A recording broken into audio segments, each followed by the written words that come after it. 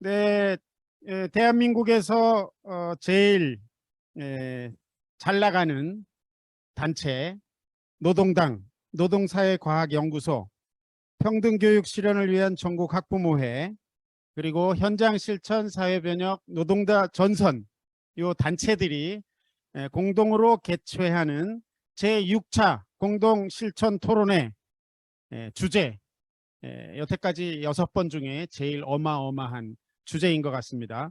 론스타 등 먹튀 자본의 착취와 강탈, 이에 대한 노동자 민중 진영의 대응 방안을 주제로 해서 우리 동지들의 박수로 시작하도록 하겠습니다.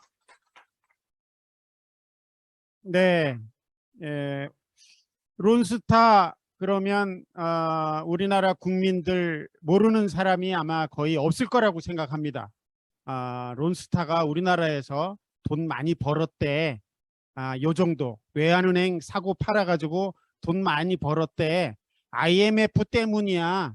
뭐 이 정도 알고 있는데, 그래서 모르는 사람이 없을 것 같은데 사실은 또 제대로 알고 있는 사람들이 없겠다, 이런 생각도 해봤습니다. 왜냐하면 저 자신이 부끄럽게도 그 정도로 알고 있다가 오늘 우리 발제자이신 윤영대 투기자본감시센터 대표님의 글을 미리 사회자라서 읽어보면서 내가 너무나 모르고 있었구나. 론스타, 이것은 국제 투기자본과 대한민국의 권력과 대한민국의 김앤장 등 법률가 집단이 공모해서 한마디로 단언할 수 있는데 강도짓을 한, 도둑질을 한 그러한 희대의 엄청난 범죄 사건이다, 이렇게 저는 판단을 했습니다. 근데 그렇게 알고 있지 않을 것 같아요. 저는 몰랐거든요. 아마 다른 분들도 그럴 것 같은데요. 그래서 미리 안 읽어보신 분들도 이 내용을 잘 기대해 주셔도 될 것 같습니다. 그래서 윤영대 투기자본감시센터 대표님의 발제를 먼저 들어보도록 하겠습니다. 그리고 나서는 잠깐만, 제가 또 깜빡해가지고요. 그 다음에는 이 도둑질이 어떠한 시스템에 의해서 이루어졌는지 그 메커니즘을 파헤치는 발제를 노동사회과학연구소 교육위원장 신재길 동지가 아주 간명하게 해 주실 걸로 기대가 됩니다. 그리고 나머지 토론자들도 이러한 국제투기자본의 메커니즘, 그리고 노동자들의 대응 방안, 이런 것들에 대해서 얘기해 주실 걸로 생각이 됩니다. 잘 들어보시고 궁금한 점 있으면 질문해 주시고 또 의견도 주시면 감사하겠습니다. 자, 먼저 발제를 듣기 전에 이 대한민국의 가장 훌륭한 위대한 정당, 노동당 공동대표이신 이종회 공동대표님의 인사 말씀으로 오늘 행사 시작하도록 하겠습니다.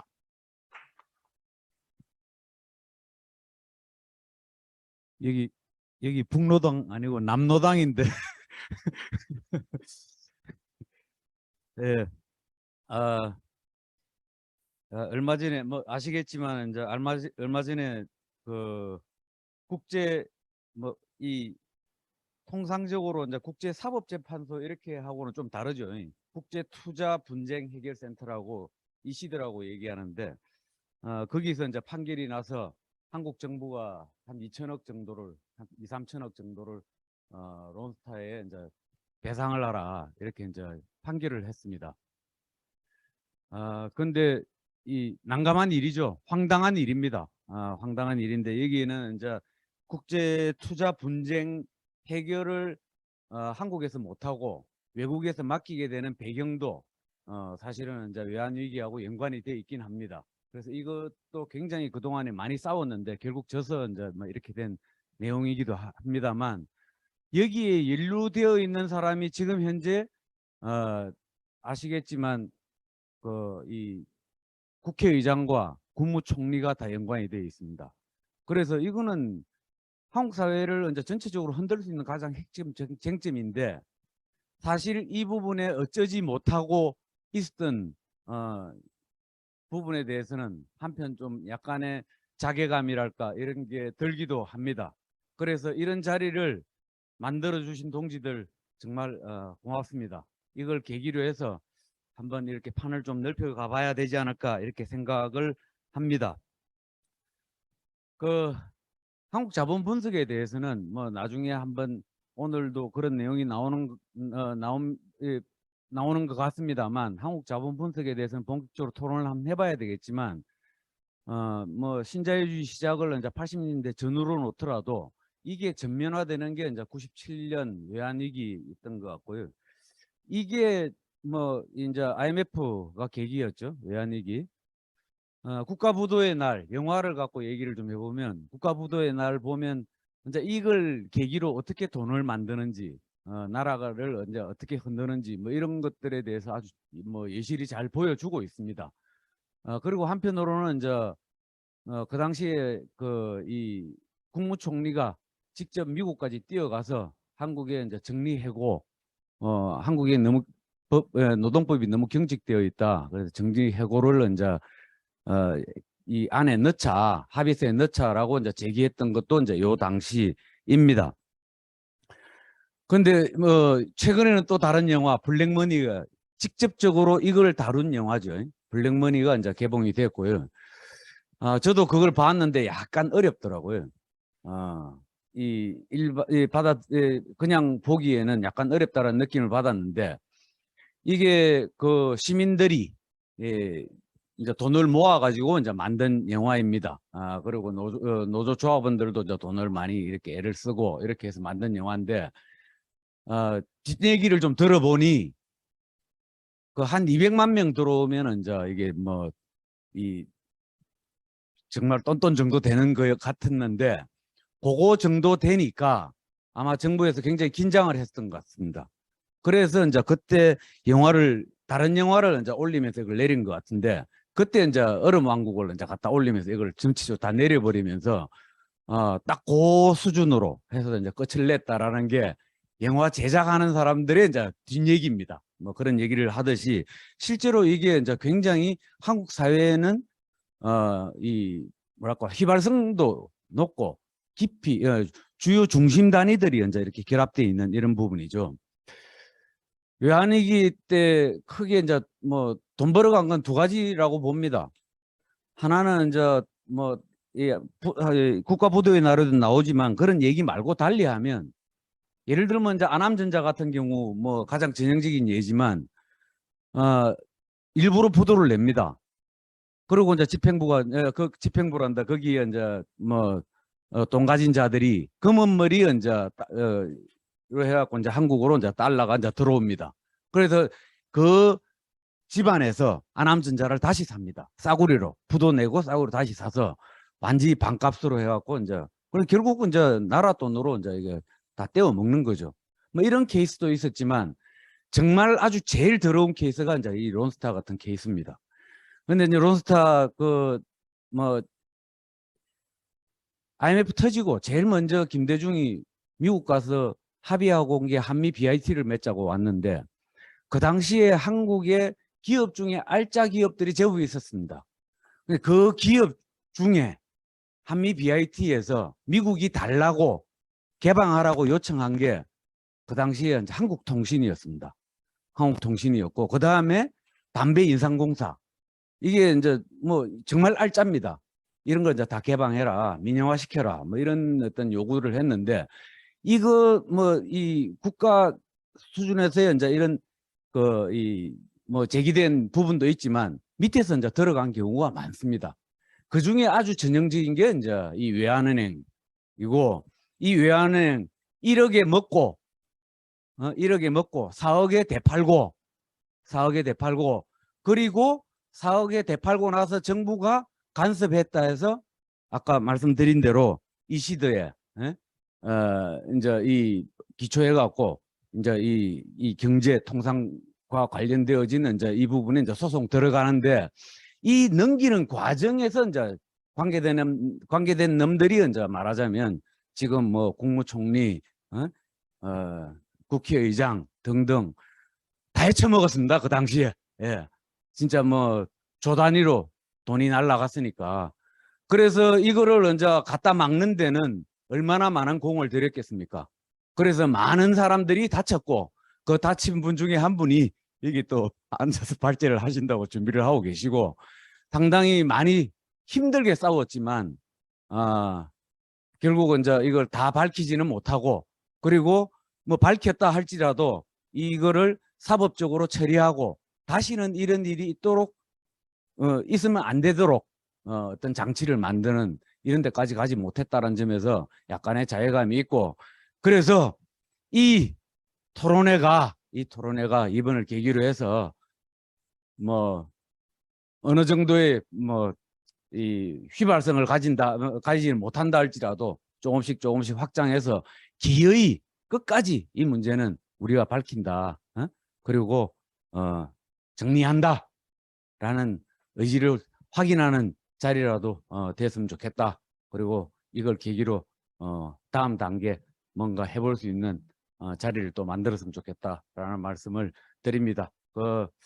사실 뭐 저희가 이게 많은 일을 못했는데 앞으로는 여기에서 나오는 토론의 결과를 가지고 또 다음 한 발짝 더 나가고 한 발짝 더 나가는데 최대한 열심히 해보겠다고 말씀을 드리면서 인사 마치겠습니다. 네, 고맙습니다. 네, 노동당 공동대표 이종혜 동지 인사 말씀이었습니다. 이제 본론으로 들어가도록 하겠습니다.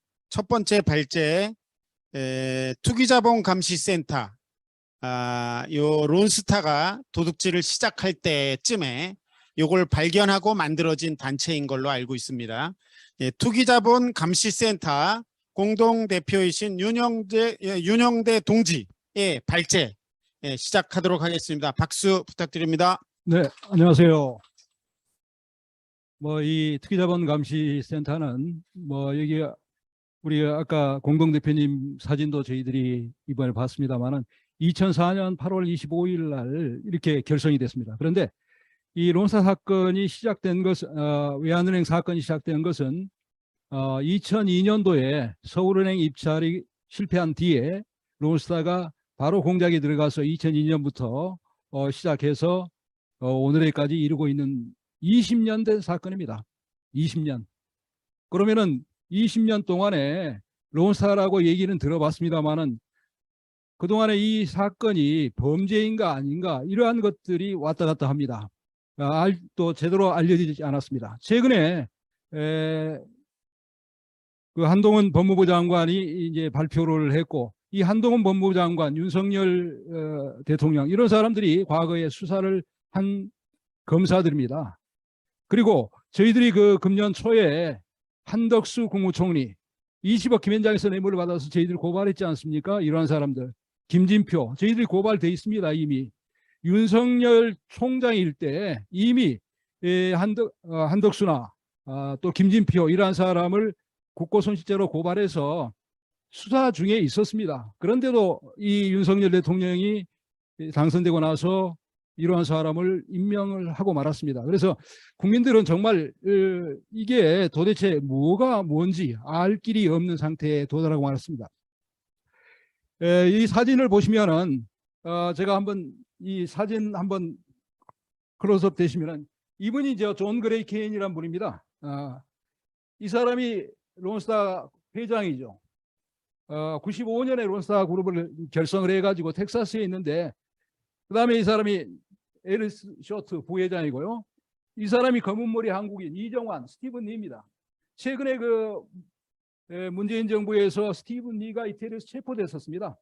그래서 체포됐는데 풀어주고 난 다음에 검찰이 이게 범죄인도 요청한 거 아닙니까? 법무부에서. 그래서 저희들이 그 당시 법무부 장관 등을 고발했는데 수사되지 않습니다. 아니 이 중요한 범인을 체포했는데 풀어주고 난 뒤에 범죄인 인도 요청한 거죠. 이 사람이 이제 유혜원인데 이 사람 후임에 이 론스타 코리아 대표입니다. 이 사람이 돈을 많이 벌었는데 20년 동안 론스타가 이제 주가 조작 등 여러 가지 범죄로 기소가 됐는데 처벌받은 사람이 몇 명이나 되겠습니까? 처벌받은 사람은 이 사람 유혜원 한 사람입니다. 유혜원. 주가 조작이 유죄가 됐어요.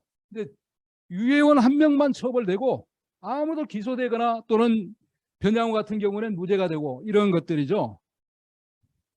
그래서 론스타가 과연 범죄가 없느냐 하는 것을 주가 조작이라는 것을 대법원에서 확정 판결로 이루어졌기 때문에 주가 조작이 어떤 사건이냐면 론스타가 대한민국의 외환은행을 인수하기 또 전에 돈도 내지 않고 협약을 맺어가지고 8월 달에 이사진으로 선정됩니다. 돈 한 푼도 내지 않고 이사진으로 선정되는 거예요.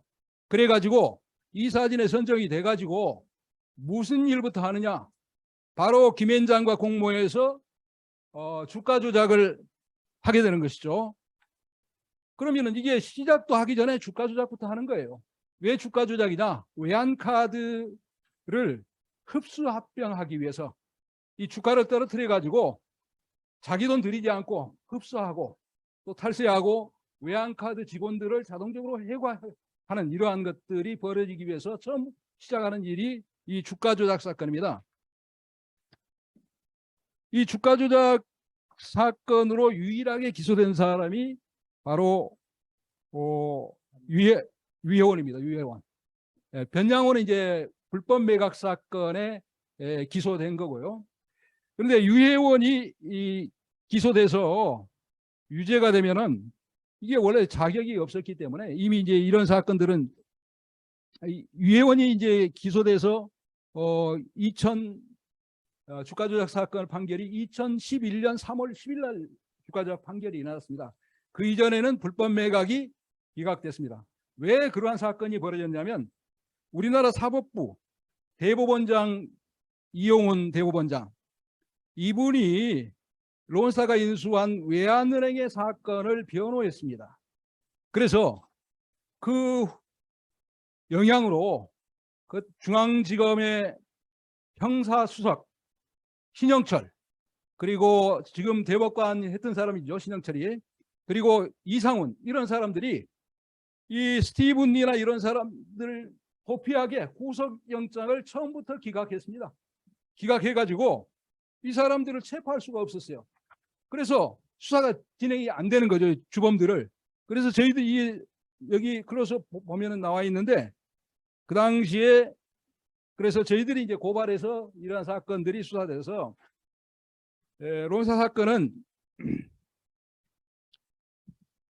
기본적으로 이게 핵심적인 것이 이제 아까 주가 조작은 외환카드를 흡수 합병하기 위해서 주가를 떨어뜨린 겁니다.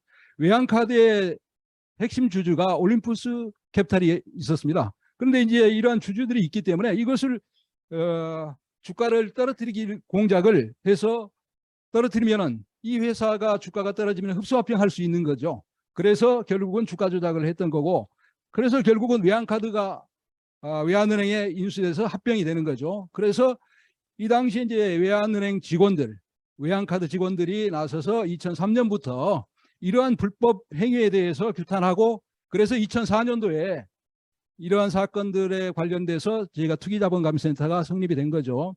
노동계, 그다음에 그 회사의 직원들, 그다음에 학자들 이러한 분들. 그래서 론스타 사건이 이제 이루어졌고요. 최근에 국제상사소송에서 한동훈 법무부 장관이 말하기를 우리가 95% 이기고 진 것은 4.6%에 불과하다. 이렇게 했어요. 그리고 론스타 사건 시효가 지났다 이렇게 했는데 과연 이 사건은 론스타가 4조 7천억의 이익을 얻고 떠나면서 이제 한국에 46억 7,950만 불을 청구했어요. 지금 금액으로 한 6조 3천억 정도 되는데요. 이 명분이 뭐냐면 HSBC에 매각하려다가 실패했었습니다. 그래서 이제 HSBC하고 하나은행하고 매각 차익에 대해서 1억 7,600만 달러, 약 2조 1,000억을 청구했고요. 그리고 세금에 대해서 국세청이 이제 론스타는 내국인입니다. 왜? 국내에 사무실을 두고 투자하는 사람들은 내국인에 준해서 세금을 내도록 돼 있어요. 국세청이 이제 그렇게 추징했는데 이러한 것들이 부당하다고 7,600만 불을 청구를 했고요. 그다음에 이제 지연이자라고 그래서 23억 달러를 청구를 했어요. 그런데 이번에 이제 론스타 재판부가 결국은 하나은행의 그 거래가 2번, 3번 계약이 이루어졌는데 그 차액에 대해서 반의 부담. 그래서 결국은 얼마를 내라고 그랬냐면 약 2,923억 원 이걸 내라. 그다음에 이자 포함해서 약 3,100억 원 정도를 부담해라 이렇게 됐었어요.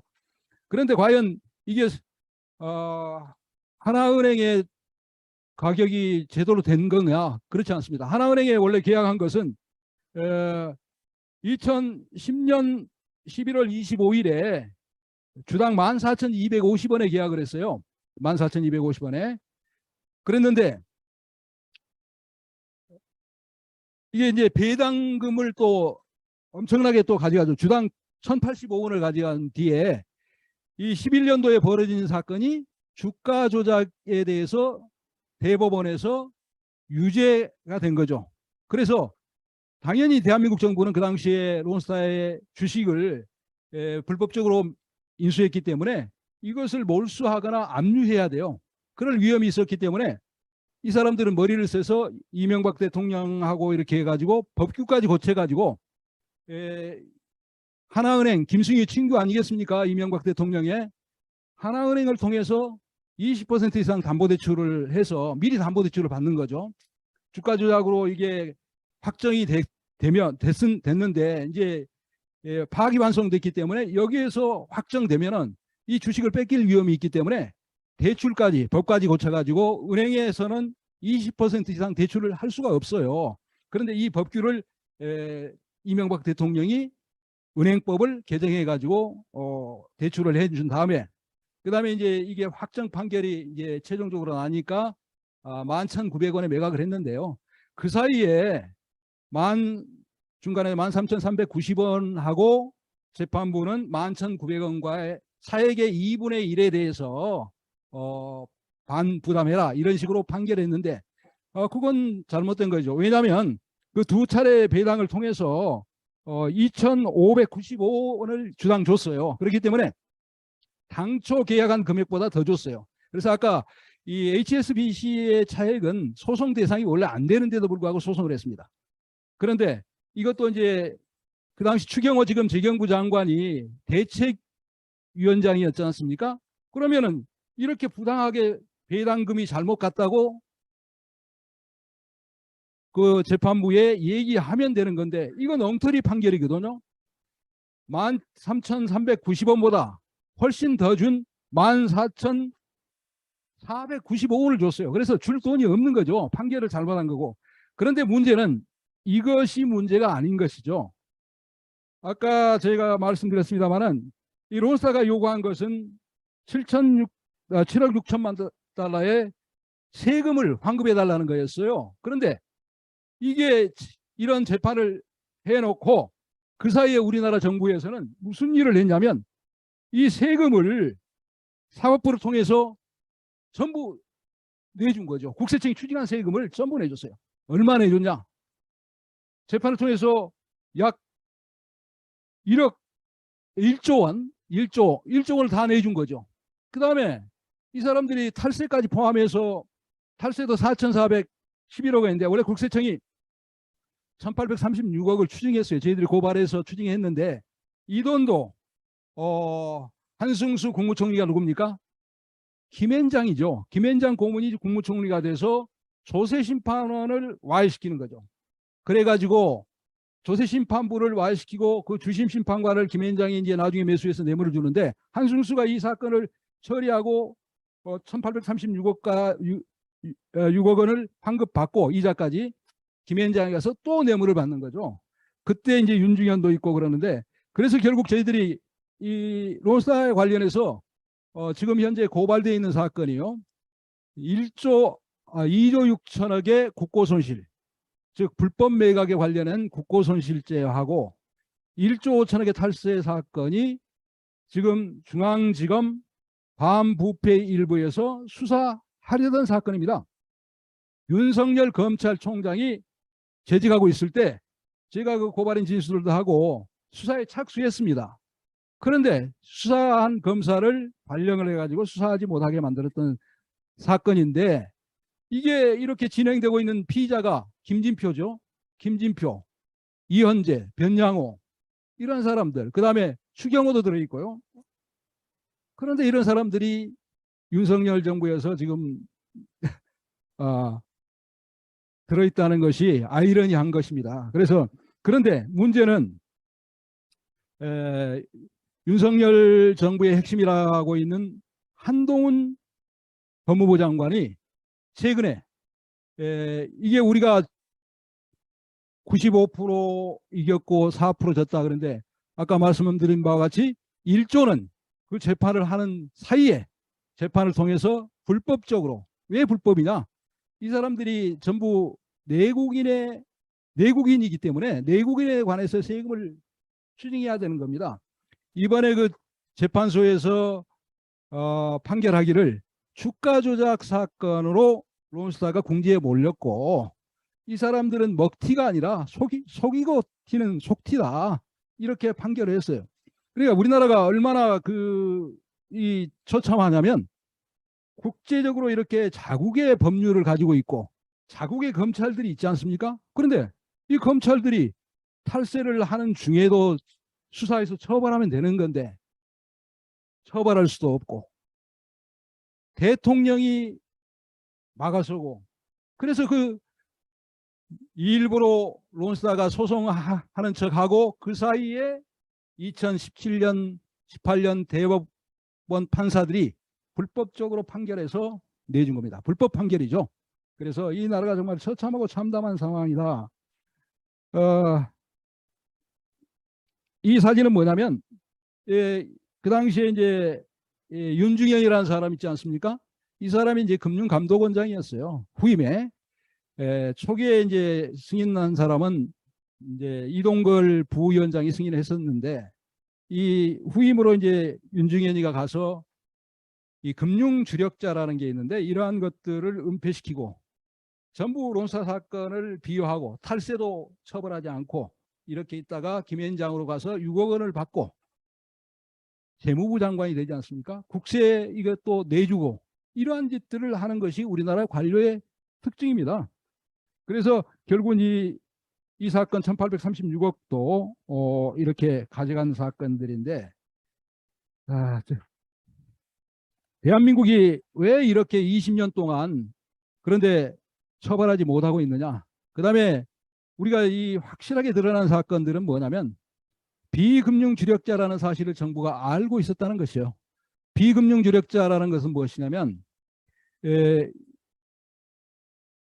우리가 이제 IMF로 인해서 IMF와 협정으로 인해서 제1은행과 서울은행을 매각을 해야 될 상황이었는데, 우리가 조기에 IMF를 상환했죠. 2001년도에 8월 달에.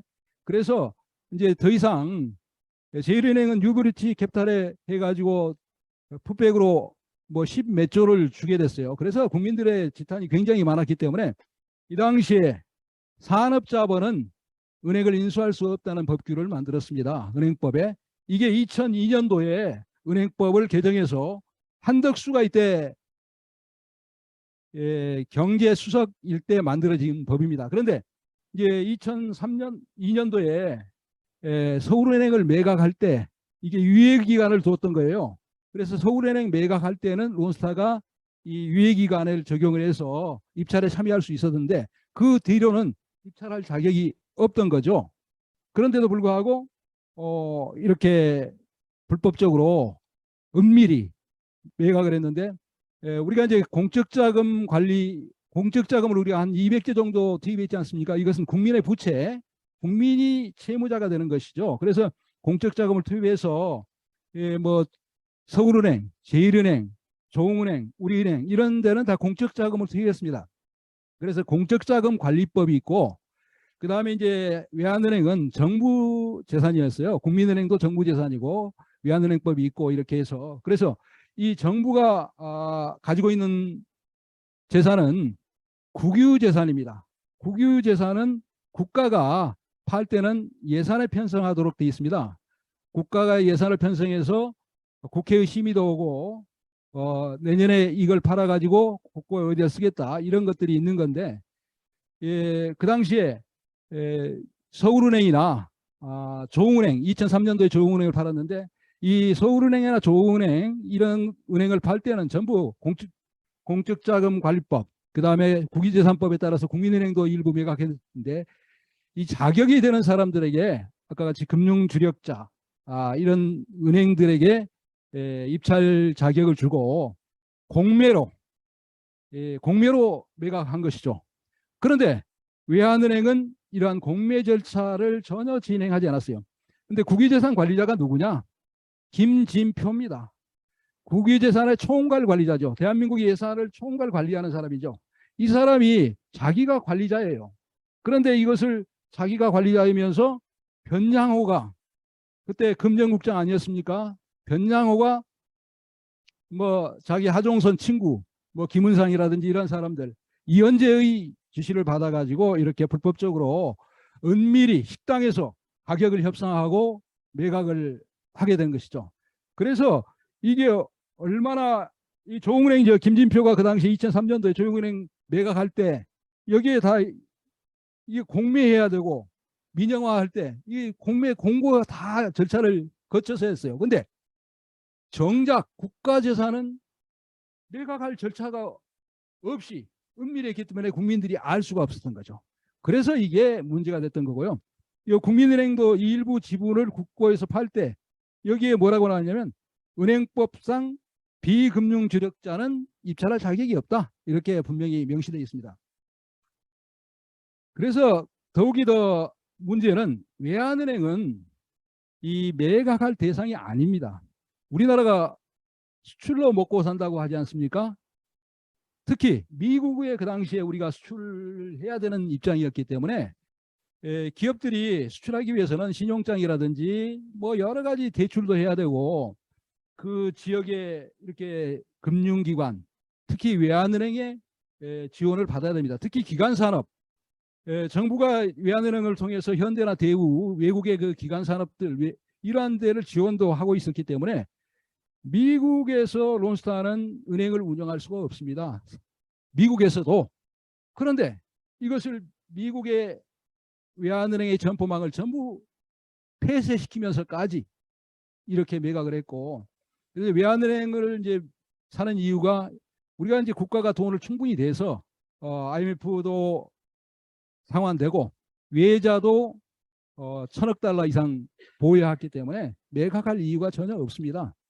그런데 이제 이런 좋은 물건이기 때문에 이렇게 불법적으로 인수를 해가지고 했는데 그 당시에 이제 정관에는 뭐라고 나와 있냐면 외환은행은 외국인이 40%밖에 가질 수가 없어요. 40%. 왜? 그래서 코메르츠뱅크가 32%를 가지고 있고 정부가 수출입은행하고 한국은행을 통해서 약 43% 최대 주주로서 경영권을 행사해 온 거예요. 그래서 이렇게 이제 정부가 이렇게 공적 자금을 투입해서 외환은행이 회생되고 기업들이 회생되는 이러한 이익들을 하이닉스, 뭐 현대 이러한 기업들이 다 주로 외환은행의 대출을 쓰고 있어서 이렇게 회복되는 상황에서 얘들이 훔쳐간 거죠. 그래서 이게 도저히 이렇게 상식적으로는 할 수 없는 이러한 것들이었는데 왜 이게 가능했냐? 바로 그 노무현 정부 시작할 때 미국 방문을 앞두고 그 대통령이 취임한 바로 직후에 전임 대통령 부시 부자 있지 않습니까? 부시가 우리나라 왔었어요.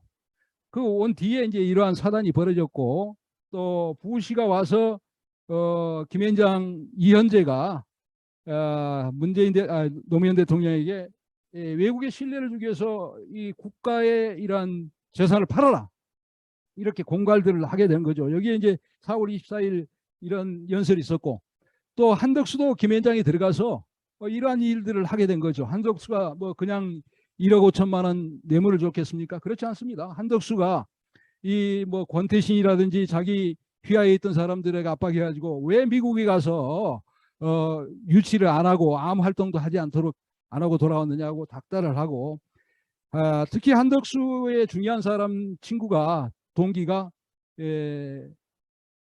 저 외환은행의 이사회 의장, 이사회 의장이 자기 동기고, 이 사람이 이 이사회를 통해서 정관이라든지 이런 것을 고쳐서 결국은 팔게 해준 거 아닙니까? 그래서 정문수가 다시 후임의 경제 비서관이 되도록 하는 거죠. 그래서 이러한 역할들을 충분히 했고요. 저희들이 그 세부적으로 보면은 이러한 핵심에 이현재가 당시 절대적인 영향력을 행사해서 한 겁니다. 근데 이 국유재산법을 어겨가지고 이렇게 불법적으로 매각했기 때문에 그러면 그 당시에 우리가 그 외환은행의 가치가 얼마 정도 되냐, 뭐 여러 가지 있습니다만은 외환은행의 주당 가치는 최소한 팔 물건이 아니기 때문에 계산으로 할 수는 없어요, 사실은. 그런데 판다 그러면 한 주당 10,000원 이상은 받아야 되는 것이 공시적인 가치인데, 이렇게 되면은 뭐 말이 안 되는 거죠. 그래서 이것을 매각시키기 위해서 변양호가 이렇게 3.1회계법인 모건 스탠리 이러한 사람들하고 BIS 비율, 부실을 조작한 거죠. 부실을 완전히 조작해요. 그래가지고 뭐 이 주당 가격을 신주는 4,000원, 그 다음에 구주는 5,400원에 매각한다, 이렇게 되는데, 그게 뭐 신주를 넣으면 안 되는 거죠. 신주라는 것은 4,000원에 또 줄 수도 없는 거고, 이게 신주를 주게 되면 신주를 줘서 경영권을 주게 되면 결국은 구주들은 경영권 프리미엄을 박탈하게 될 수밖에 없는 것이죠. 근데 정부가 그 돈을 한꺼번에 받은 게 아닙니다. 정부가 수출입은행 가지고 있는 주식 받은 돈은 1667억에 불과해요. 그 다음에 이들이 가지고 온 돈은 얼마였냐? 자기 자금이 1704억 원이고 나머지 금액은 6%로 이자로 빌린 돈입니다. 그래서 이들이 우리나라 이제 주식을 팔고 나갔을 때 4조 7천억의 이익을 올렸는데 630%의 수익을 얻은 것이죠. 630%. 그러니까 엄청난 수익을 올린 거예요. 그래서 이와 같이 이제 콜옵션이라는 또 제도가 있는데, 콜옵션은 이제 자기들이 론스타가 내가 팔라고 할 때 팔아라. 어떤 가격으로 5,400원 플러스 이자, 또는 그 당시 시가의 반, 이렇게 파는데, 이때 콜옵션을 행사할 때 한덕수가 부총리였어요. 콜옵션을 행사해서 자기 돈 안 들이고 수출입은행하고 코메르츠뱅크의 주식을 사서 바로 되팔 수 있는 거. 그래서 약 4천억 정도의 이익을 낸 겁니다. 그래서 이러한 자기 돈 안 들이고 내가 저가에 8,488원에 이게 샀는데 얼마에 파느냐? 바로 15,200원에 파는 거죠.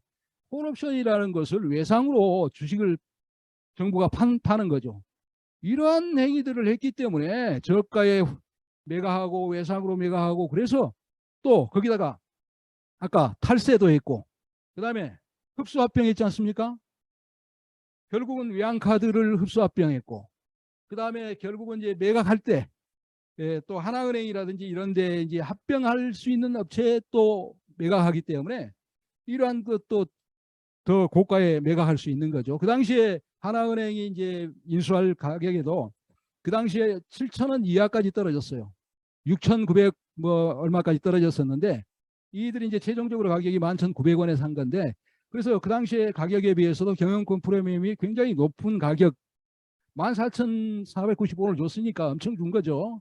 2배 가량 준 겁니다. 그래서 이러한 것들을 했기 때문에 결국은 이러한 수익이 난 것이다. 그리고 핵심적인 것은 우리가 이제 저희가 그 아까 고발해서 2건이 지금 살아 있는데 국유재산을 공매 없이 불법적으로 매각했고 자격이 없는 사람한테 매각한 것이 처음부터 이러한 사건들이 진행되고 있었기 때문에 이걸 국민들만 모르고 있었던 거죠. 그다음에 주가 조작도 이게 처음부터 이렇게 드러난 것이 아니라 투기자본감시센터가 이제 2004년에 결성되면서 주가 조작 사건을 감독원에 고발하고 또 불법 인수다 이런 행정소송도 제기하고 2005년에는 이제 김진표 등 이러한 사람들을 이제 고발했는데 결국은 불법 매각도 김앤장이 전부 나가서 막아내고 탈세도 전부 막아냈습니다. 근데 핵심적인 게 뭐냐면 이런 자격이 없는 사람한테 자격을 주는 것이 바로 김앤장이에요. 김앤장이 이게 전부 그 정계성이라는 사람이 이 자격을 조작해가지고 조작하는 핵심이 뭐냐면 비금융 주력자가 자격이 없지 않습니까? 이 사람들이 론스타 브라더스 펀드 뭐 그다음에 2호, 3호, 4호까지 결성되어 있는데 그 당시에 이 자본금이 9조 6천억인데 2조로 줄였어요.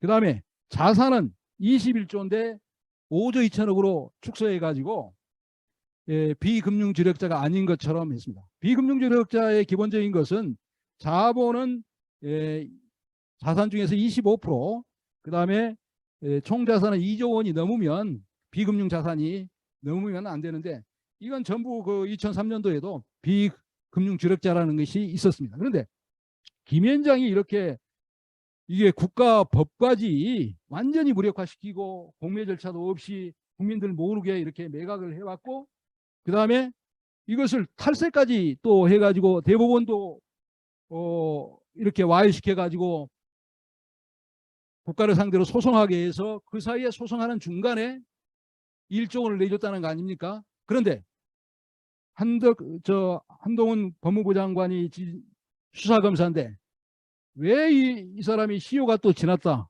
그리고 국가가 손해가 없는 것처럼 하느냐. 저희들이 그 지난번에 청문회 때 봤습니다마는 정말 심각한 지경에 있었습니다. 2009년도에 한동훈 법무부 장관이 검사를 하다가 이게 청와대로 들어가고 청와대에 들어가니까 수사가 전부 중지됐었어요.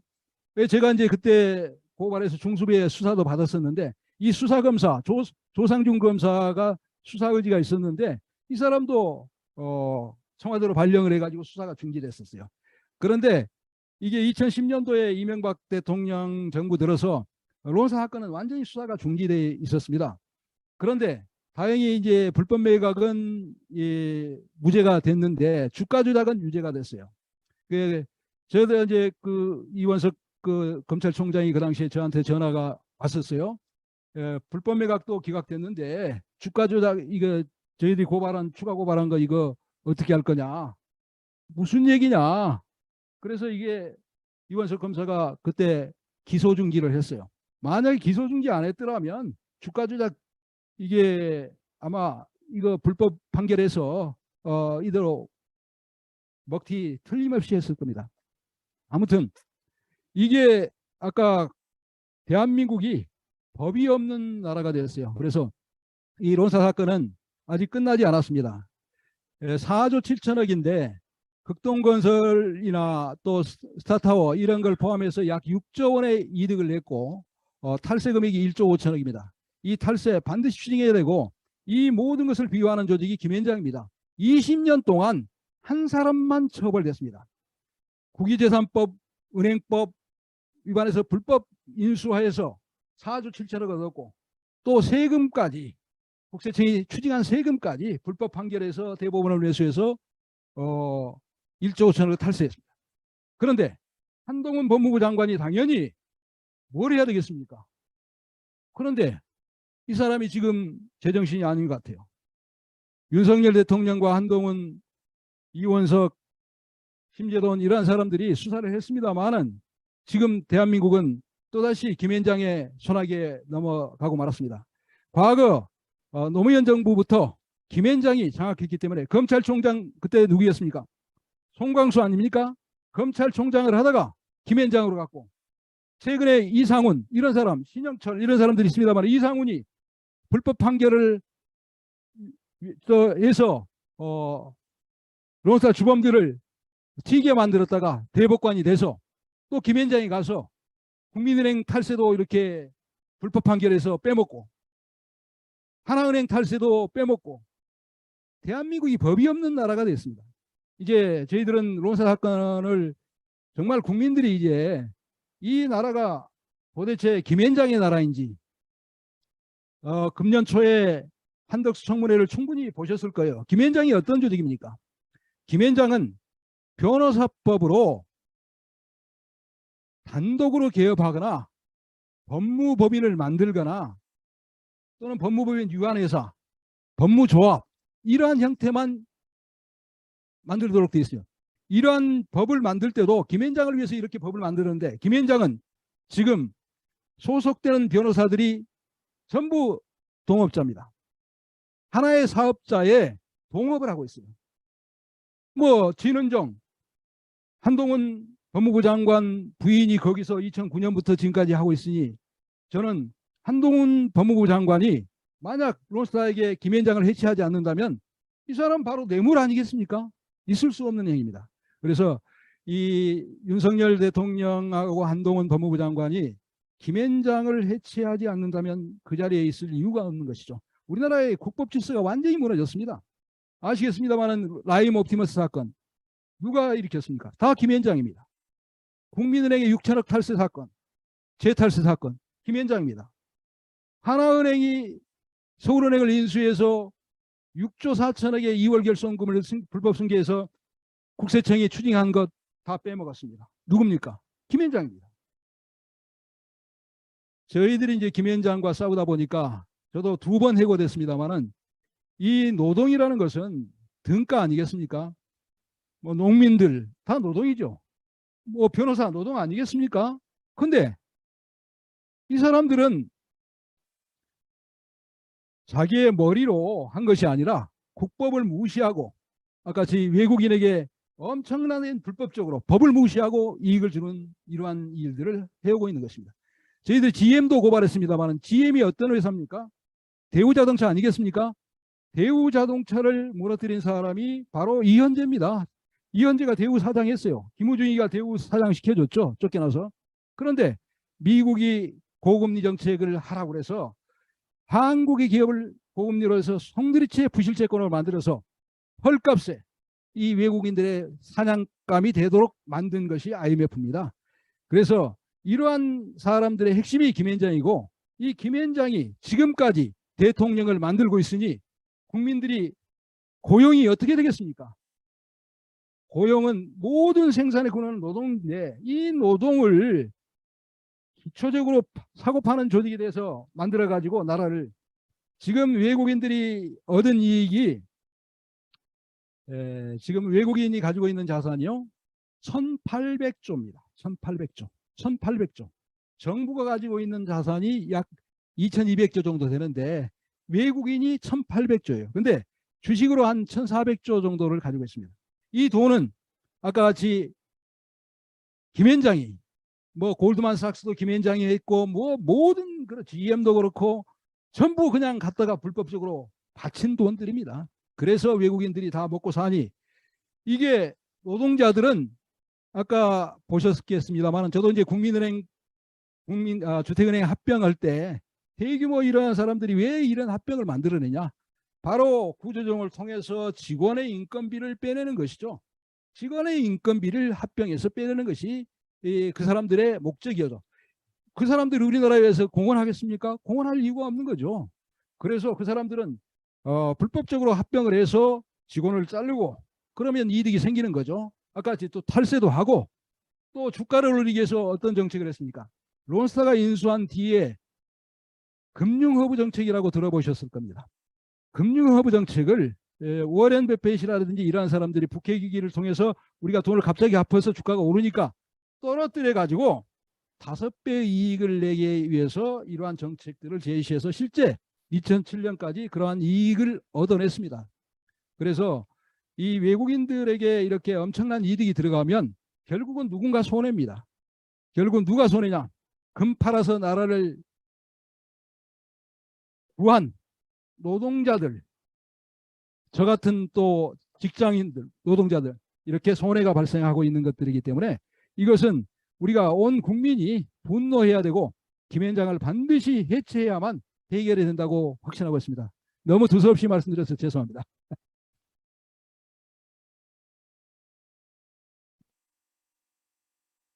네, 우리 윤영대 선생님 굉장히 장시간 한 40분 정도 고생하셨습니다. 박수 한번 부탁드리겠습니다.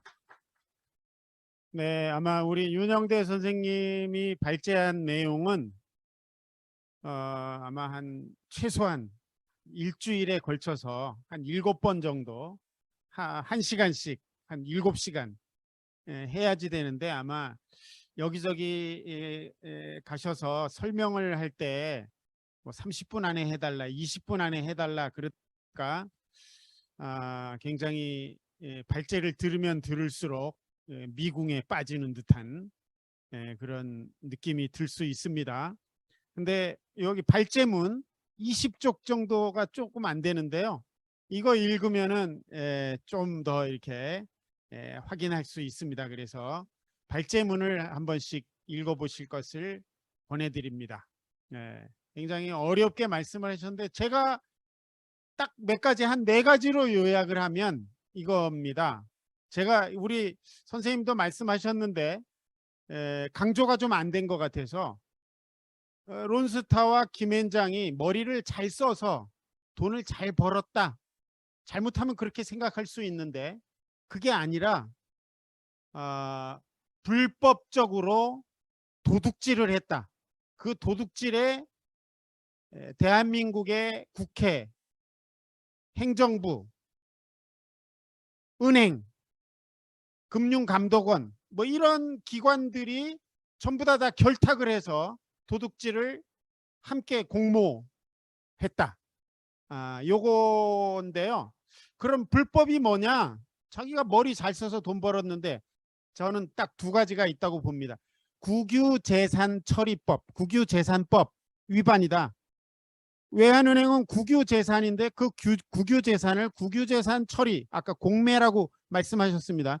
공개 입찰, 공개 매매 절차를 거쳐야 되는데 뒤에서 한덕수 누구 이름은 잘 모르겠습니다. 다 도둑놈들입니다. 한덕수, 김진표 도둑놈, 한동훈, 마누라도 거기 지금 김현장에 들어가 있고 뭐 윤중현 뭐 이런 놈들이 그냥 몰래 어디 식당에서 그냥 이거 멋있게 얘기해서 수의계약이지 이거 수의계약도 아니고 그냥 팔아 넘겨버렸다. 국유재산법 위반이다.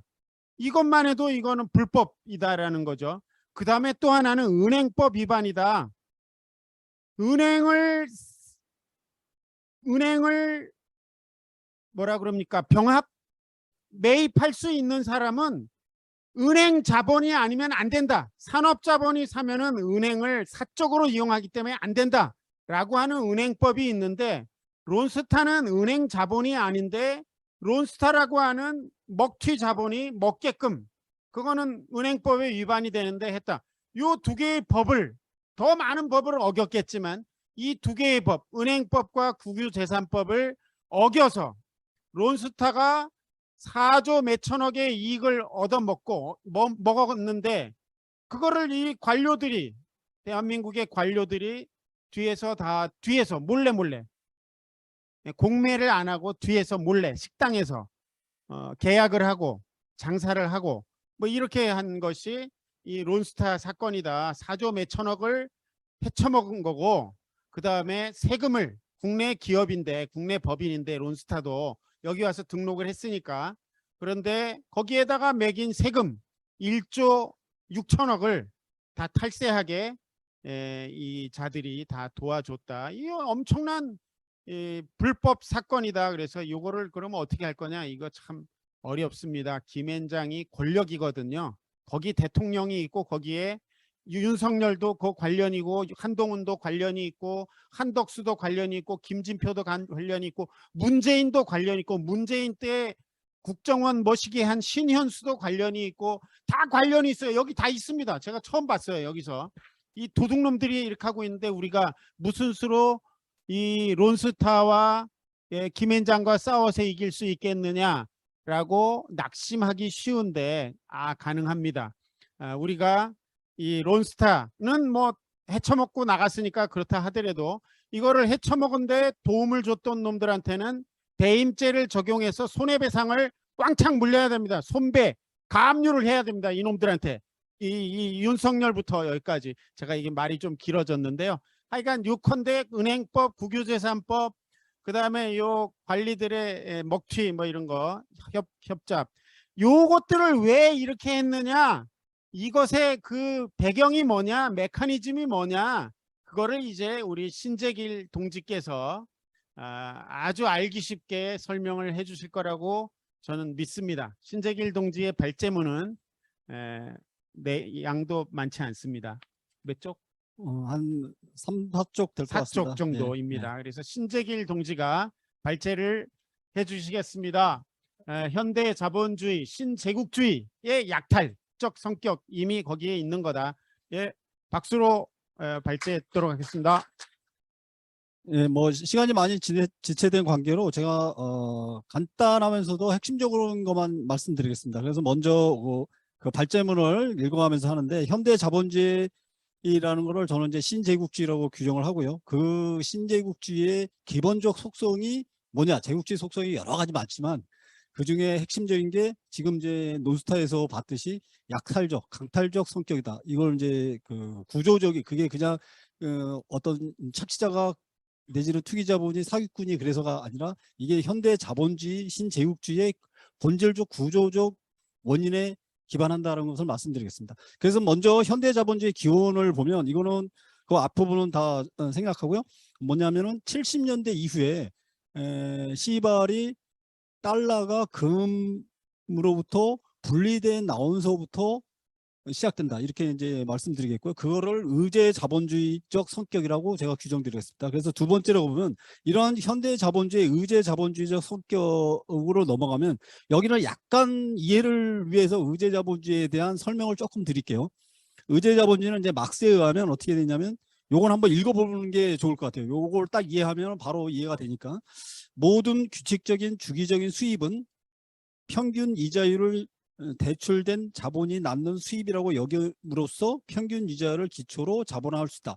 이게 이렇게 말을 이제 번역들을 써서 그러니까 해서 그런데, 뭐냐면 우리가 그 상가 그 가격을 책정하는 거 보면 우리 쉽게 할 수 있어요. 상가 뭐냐, 임대료에 따라서 상가가 결정되거든요. 그 상가 건물 땅값에 의해서 결정되는 게 아니라, 상가 가격은 이 임대료가 월 100만 원짜리다. 근데 평균 이자율이 월 10만 원뿐이 못 받는다. 그러면은 이자율보다 이 평균 이자율의 원금 이자율이 10%인데 10만 원을 받는다. 그럼 100만 원이잖아요. 그러면 이거는 10배, 100만 원을 받으면 10배가 돼서 그 시장 가격은 1000만 원으로 친다는 거죠. 그 상가 건물 자체는. 이런 식으로 거기에 투입된 자본이나 노동력에 의해서 결정되는 게 아니라 그로부터 나오는 수익에 의해서 가치가, 자산 가치가 결정되는 구조. 이게 이제 그 의제 가치라고 처음으로 막스가 명명을 했고요.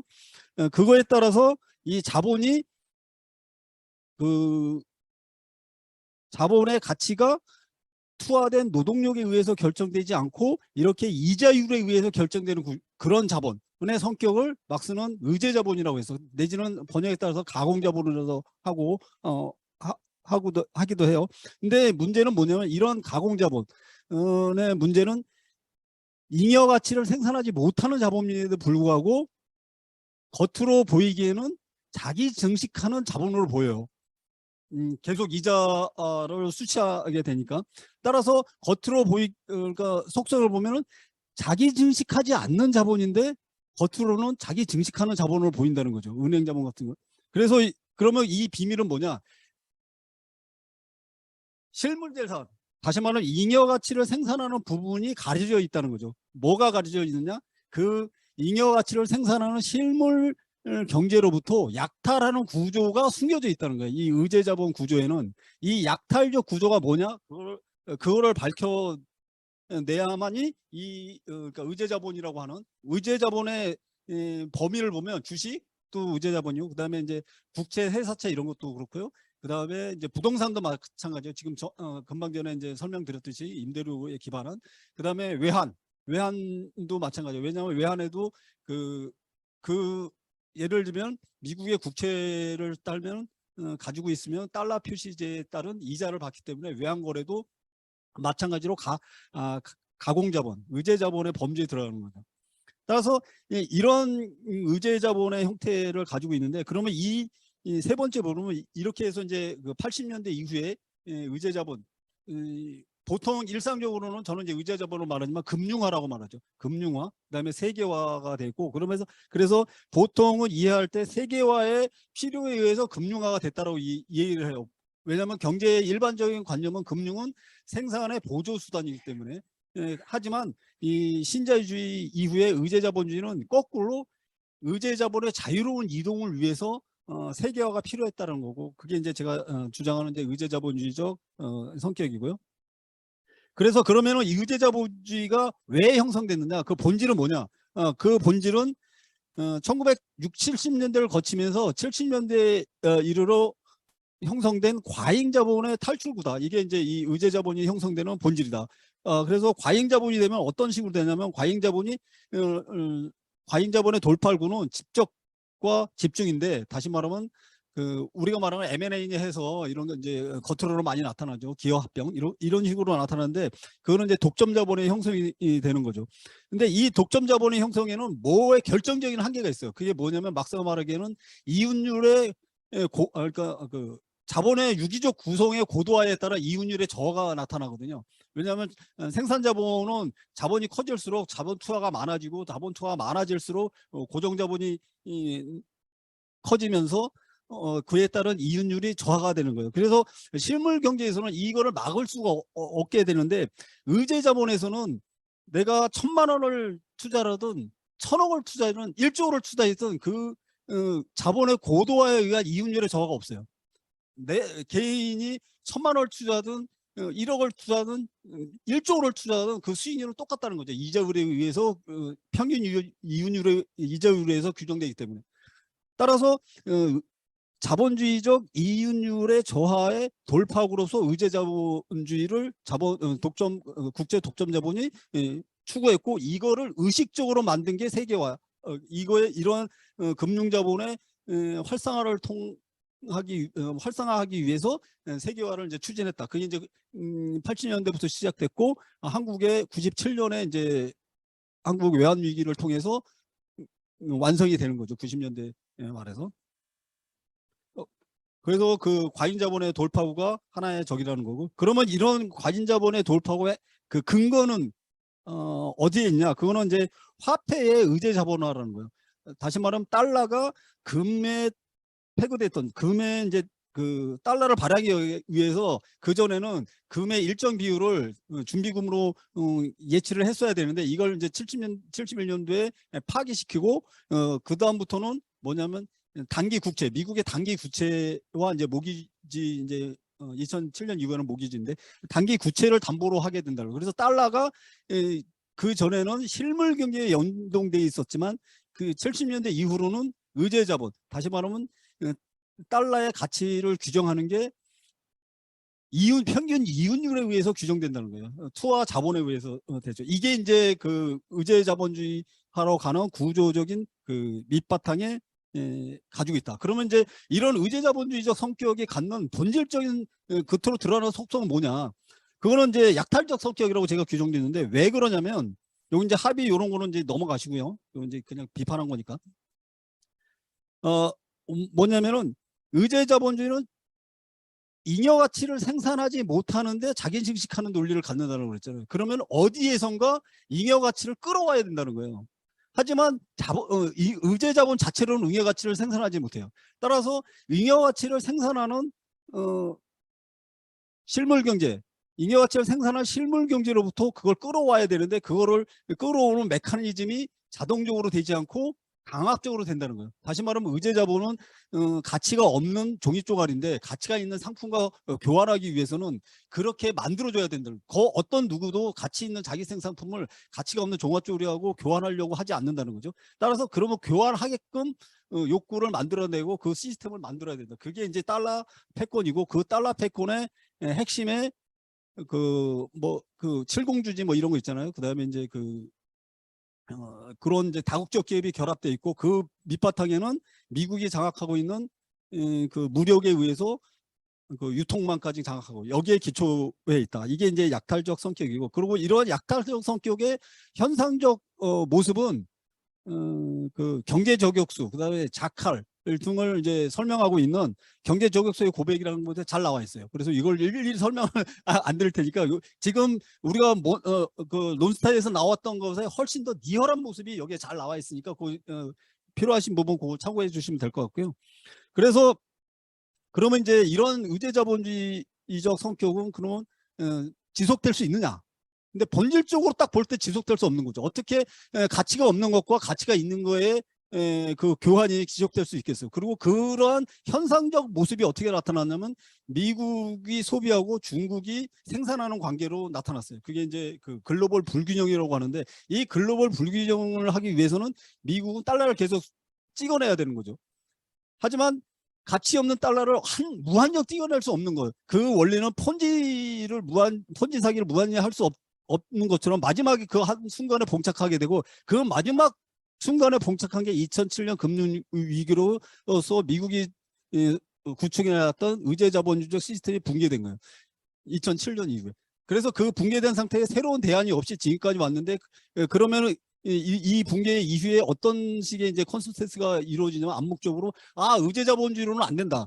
따라서 다시 제조, 잉여 가치를 생산하는 부분으로 넘어가야 된다. 이게 미국이 2005년부터 사실상 수행했던 건데 2015년부터 본격화되고 그다음에 그것을 강화시키에 이번 팬데믹 관계로 해서 그 제조업이 강조가 되는 거죠. 왜냐하면 미국 같은 경우는 마스크조차도 만들 수 없는 그런 상태를 목도하면서 제조업의 강조로 넘어가게 돼요. 그래서 전 세계 모든 그 패권 그 열강들 제국주의 강국들이 자체 내에 밸류체인을 만들려고 넘어가는 거죠. 여기에 조금 더 해도 되나요?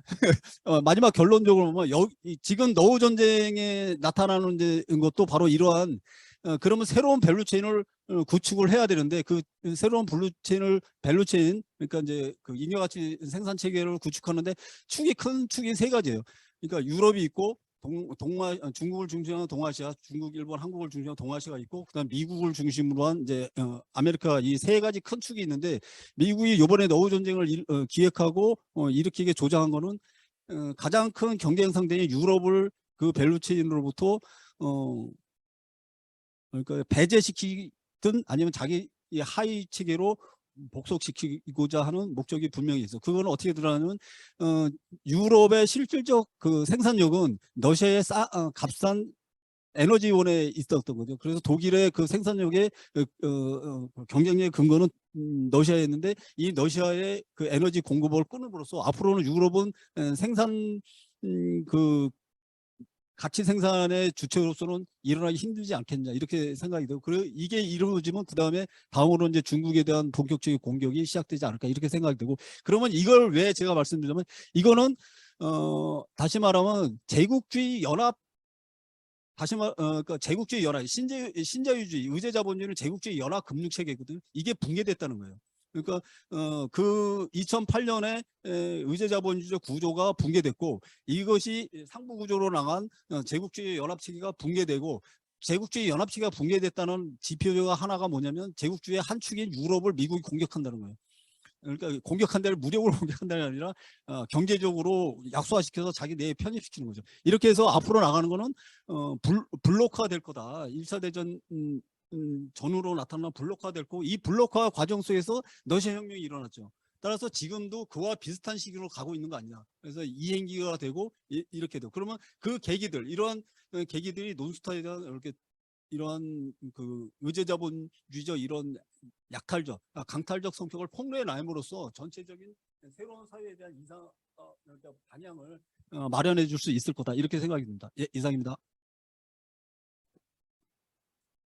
네, 우리 이 신재길 노동사회과학연구소 교육위원장님, 예, 짧게 발제해 주셨습니다. 이제 10분 동안 잠시 쉬었다가 이제 우리 토론자 김장민 동지하고 전원배 동지 지정 토론자 토론을 들으려고 하는데요. 우리 또 신재길 동지 발제도 제가 뭐 이렇게 한 문장으로 정리하면 론스타 요거 의제 자본이다.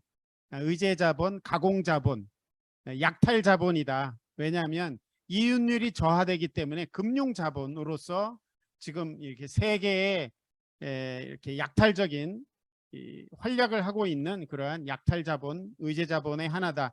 요 얘기였던 것 같습니다. 예, 요 10분 동안 여기까지 발제 듣고 10분 동안 쉬었다가 이제 토론을 이어가도록 하겠습니다. 김장민 동지 발제문은 요 자료에 있습니다. 참고해 주시기 바랍니다. 예, 발제 부탁합니다. 네.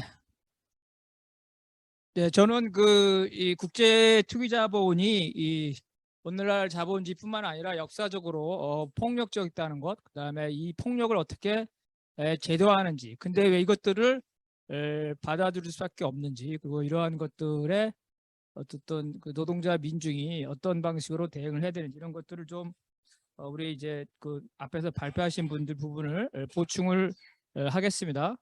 줄친 거 중심으로 보시면 될 것 같습니다. 국제 투기 자본은 역사적으로 이제 상업 투기, 생산 투기, 기업 투기, 금융 투기로 이제 발전해 왔습니다. 절대 왕정 시절에는 우리가 잘 알고 있죠. 원거리 상업이죠. 이게 투기인데 약탈과 식민지 경영이었고요. 이러한 원거리 상업은 왕정의 그 허가장에 의해서 됐다는 거예요. 무슨 말이냐면 역사적으로 자본주의뿐만 아니라 그 중세서부터 이 투기 자본은 권력과 결탁하고 폭력적이었다는 거예요. 그래서 유명한 이제 북미를 식민지한 후에 영국이 그 왕립 특허회사 버지니아 회사를 만드는데 이것도 역시 이제 식민지 투기 자본이고, 이러한 것들이 이제 담배 공장이라든가 플란테이션 광산에서 보듯이 이제 상업 투기에서 생산 투기로 가게 되면서 아주 폭력적인 그 식민지 정권과 결탁을 하고 노예 노동과 같은 이런 잔인한 생산 방식을 집착을 하게 됩니다. 자본주의 시대 와서는 주식회사 제도가 되면서 회사를 경영하지 않더라도 주식만 가지고도 회사를 팔게 됨으로써 좀 더 이 수탈이 용이해지게 됐습니다. 그런데 이러한 이 기업이라든지 금융이라든지 이런 것들을 사고 팔 때 이러한 상거래의 관행이라는 것은 나라마다 다 다르겠죠. 그런데 투옥적 자본에서는 이러한 나라마다 다른 상거래의 관행이 골칫거리고 장벽이 되기 때문에 이러한 상거래의 관행을 세계적으로 통일을 시킵니다. 이러한 것들이 이제 그 신자유주의 시대에 와서 가는 거. 그러면서 그때 이 통일을 시키면서 하는 이데올리가 있습니다. 주주보호제도다. 그래서 주주를 보호해야 된다. 기업 지배구조를 선진해야 된다. 이런 식으로 해서 그 초국적 자본이 약탈하기 쉽게끔 제도를 바꾸게 됩니다. 그래서 이러한 초국적 자본의 수법이 아까 나왔지만 경영상의 구조조정, 사람을 자르거나 회사를 잘라서 매각을 하거나 아니면은 주식을 소각한다고 그러는데요. 주식을 소각해서 생긴 돈으로 자기들이 그 투자한 투자금을 채무 변제 형식으로 회수를 하거나 이런 식으로 하기 때문에 노동자의 해고나 소액주주의 손실이 이렇게 발생하게 됩니다. 그래서 이러한 특히 모든 투기 자본은 다 똑같지만 기업 투기나 금융 투기에 있어서는 어떠한 법 제도가 되느냐가 되게 중요하기 때문에 그 법제도 결정권을 가진 권력과 결탁하기 위해서 미국이라면은 미국의 전직 대통령들을 통해서 한국이다 그러면 한국에 있는 이러한 그 자기들이 지배하고 있는 나라의 고위 관료들과 결탁을 해서 합니다. 그래서 투기자본은 이와처럼 그 이 폭력을 제도화하는 것으로 그런 것을만 가능하다는 거죠. 그게 신자유주의 세계화 먹목이라는 걸로 나오게 된 거고요. 특히 이제 금융은 여러분 금융거래는 실물거래의 100배입니다. 100배. 그래서 실물거래가 1억 원이라면 금융거래는 100억이에요. 100억. 판돈이 크기 때문에 당연히 판돈 크니까 금융으로 모여야 되겠죠. 더군다나 이 금융은 실물에 가려져 있어서 일반인이 파악하기 되게 어렵습니다. 그래서 이러한 그 전문적인 투기자본이 이러한 부분에 이제 집중을 하게 됩니다. 그리고 금융은 이 결정권, 그렇죠? 금융 정책을 가지고 있는 결정권이 되게 중요하기 때문에 이 투기자본이 이러한 결정권을 가지고 있는 권력과 결탁을 한다면 아주 교묘한 방법으로 일반 국민들이 알 수 없는 방법으로 착취를 할 수 있고, 또 금융거래는 장부에 의한 가상거래죠. 계산이죠. 계산. 계정거래이기 때문에 장소와 시간에 대한 제약을 받지 않기 때문에 국제적으로 수탈하는 데 아주 유리하게 됩니다. 그래서 이제 이러한 초국적 자본은 국가와도 상대를 하죠. 그래서 국가와 대등한 관계, 개인의 관계처럼 초국적 자본과 국가가 마치 민사소송하듯이 이러한 소송을 하게 되는데, 이러한 것들이 가능하게 하는 게 바로 제국주의 국제기구고, 이 제국주의 국제기구의 뒤에 배후가 바로 이제 제국주의 자본이죠. 미국이나 유럽과 같은 이러한 것들이 하고 있는 거예요. 초국적 자본은 노동을 통한 등가가 아니라 부등가 교환, 즉 수탈이죠. 생산 과정을 통해서 정상적인 자본주의의 방법이 이유는 방법이 착취라면은 이거는 생산 과정이 아니라 부등가 교환을 통해서 폭력적으로 수탈을 하고 있다. 이 수탈은 바로 권력 구조와 연관되어 있다는 겁니다. 그래서 결국은 이 투기적 자본이 존재할 수 있는 것은 바로 권력 기구와 연결되어 있기 때문에 이 권력을 타도하는 이러한 제도적 폭력에 저항하는 노동자 민중의 시민의 권력이 형성되지 않는 한 근본적으로 극복하기 어렵다는 겁니다. 바로 이게 자본주의의 근본 모순에서 나오는 거기 때문에 노동자 민중이 집권을 해야지만 근본적으로 해결될 수 있는 문제다. 그렇지만 근본적으로 해결할 수 없더라도 나름대로 그 저항을 할 수 있는 여러 가지 방법이 있겠죠. 그래서 이러한 수탈 구조를 만드는데, 그러면은 왜 한국이나 이런 나라에서는 이런 수탈 구조를 왜 인정할 수밖에 없는가? 이거는 신자유주의 국제 분업에 있기 때문입니다. 그래서 자본주의가 발전하면서 미국은 서비스나 지적 산업이나 금융 산업에 특화하고 한국 같은 나라는 이제 전자제품이나 자동차에 특화를 하죠. 그래서 이 국제 분업에 있어서는 각각의 잘하는 분야에 특화를 하게 됩니다. 그래서 한국에서는 삼성이나 현대자동차 이런 거를 많이 미국에 수출하는 대신에 미국의 요구, 국제적 투기자본의 서비스, 지적 산업에 대해서 문호를 열어줘야 되는 겁니다. 결국은 뭐냐면은 미국의 독점 자본과 한국의 독점 자본, 미국의 금융 자본과 한국의 산업 자본, 삼성, 현대 이런 애들이 주고받는 거예요. 삼성, 현대, 산업 자본은 미국에서 자기들의 그 경제적 이익을 취하고 그 대가로 미국의 같은 이러한 그 서비스라든가 금융 자본이 한국에서 착취할 수 있도록 서로 주고받는 거다. 다시 말해서 이러한 국제 투기 자본의 네트워크는 세계적인 독점 자본들이 세계의 민중들을 착취하기 위해서 서로 간의 문호를 개방하고 있는 겁니다. 그래서 이러한 신자유주의 분업 체제에서 이익을 보는 국내 자본은 삼성이나 현대인데 그들이 그 분업에 의해서 얻는 이익을 노동자 민중에게 돌려주지 않죠. 그래서 이러한 신자유 체제에서는 이익을 받는 계층과 불이익을 받는 계층이 있습니다. 그래서 미국에서 생산 노동자, 백인 노동자들이 저항하는 것도 바로 그런 겁니다. 론스타 같이 이런 식으로 미국의 금융자본이 돈을 많이 벌면 미국에 있는 자동차 산업에다가 주거나 자동차 노동자들을 보조를 하면 현대자동차나 삼성자동차가 그렇게 공격을 하지 않겠죠. 삼성, 현대가 자기들끼리 번 돈을 지들끼리 다 쓰듯이 미국의 금융 자본들도 마찬가지로 자기들끼리 번 돈은 자기들끼리 쓴다는 겁니다. 그래서 이렇게 해서 전 세계적으로 독점 자본은 이익을 보지만 미국이나 한국이나 노동자 민족은 오히려 손해를 보고 있다. 이와 같이 국제 분업의 결과이다. 이러한 금융 자본과 산업 자본은 공생 관계에 있다고 볼 수가 있겠습니다. 그래서 25쪽에 나온 게 바로 이제 워싱턴 컨센서스에 나오는 세계적인 초국 자본이 한 나라에 침투하기 위해서 필요한 이러한 제도적인 것을 강제를 했다는 거죠. 그리고 26쪽에 보면 그러면은 이러한 폭력적인 수탈을 어떻게 멋있게 어떻게 법적으로 멋있게 제도화하냐는 겁니다. 이걸 강제적인 국제기구가 하고 있고 바로 그런 것들이 이제 한국, 너네 미국, 우리나라의 자동차, 반도체 팔려면은 우리 금융 자본이 너네 투자하는 거 그거 허용해 주고받게 하자. 그리고 그 투자를 보호하는 제도를 사인해라. 이래서 한미 FTA 양자간 투자협정이라든가 자유무역협정 이런 데다가 투자자 보호 조항을 집어 넣는 겁니다. 그래서 론스타와 관련된 거는 론스타가 벨기에와 룩셈부르크에 그 페이퍼 컴퍼니를 만듭니다. 그러니까 국제 투기 자본은 세금이나 제재를 피하기 위해서 전 세계 어디에서나 하는데 론스타는 바로 벨기에와 룩셈부르크에 설립했고 우리 한국이 바로 벨기에와 룩셈부르크와 투자자 보호 협정을 맺었기 때문에 거기에 따라서 국제 분쟁 절차에 의해서 최근에 그러한 그 결정이 나온 겁니다. 그래서 이러한 국제 투기 자본은 국가를 상대로 단기적인 외환 투기를 아주 유명하죠.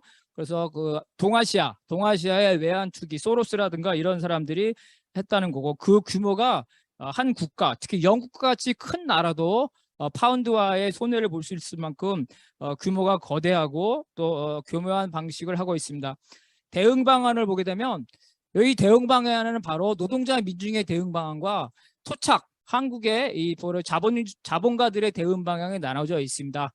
첫 번째는 이제 주주자본주의, 그 토착 자본을 키우자는 거죠. 그래서 우리 시민 주주 운동을 통해서 감시를 하자 이렇게 해서 국제 투기 자본과 경쟁하고 통제할 수 있다 그러죠. 그렇지만 이들도 역시 자본가이기 때문에 높은 배당을 실시하고 인건비를 전략을 하기 위해서 구조조정을 하는 거는 국제 투기 자본과 마찬가지입니다. 생산 시설을 매각하는 거 결국은 가장 중요한 당사자인 노동자나 소비자는 주주가 아니라는 이유로 배제하죠. 그래서 이거는 바로 이제 이 국제 투기 자본에 대항하기 위해서 국내 자본을 육성하자 이런 논리는 반노동자, 반민중적인 논리라고 볼 수 있겠습니다.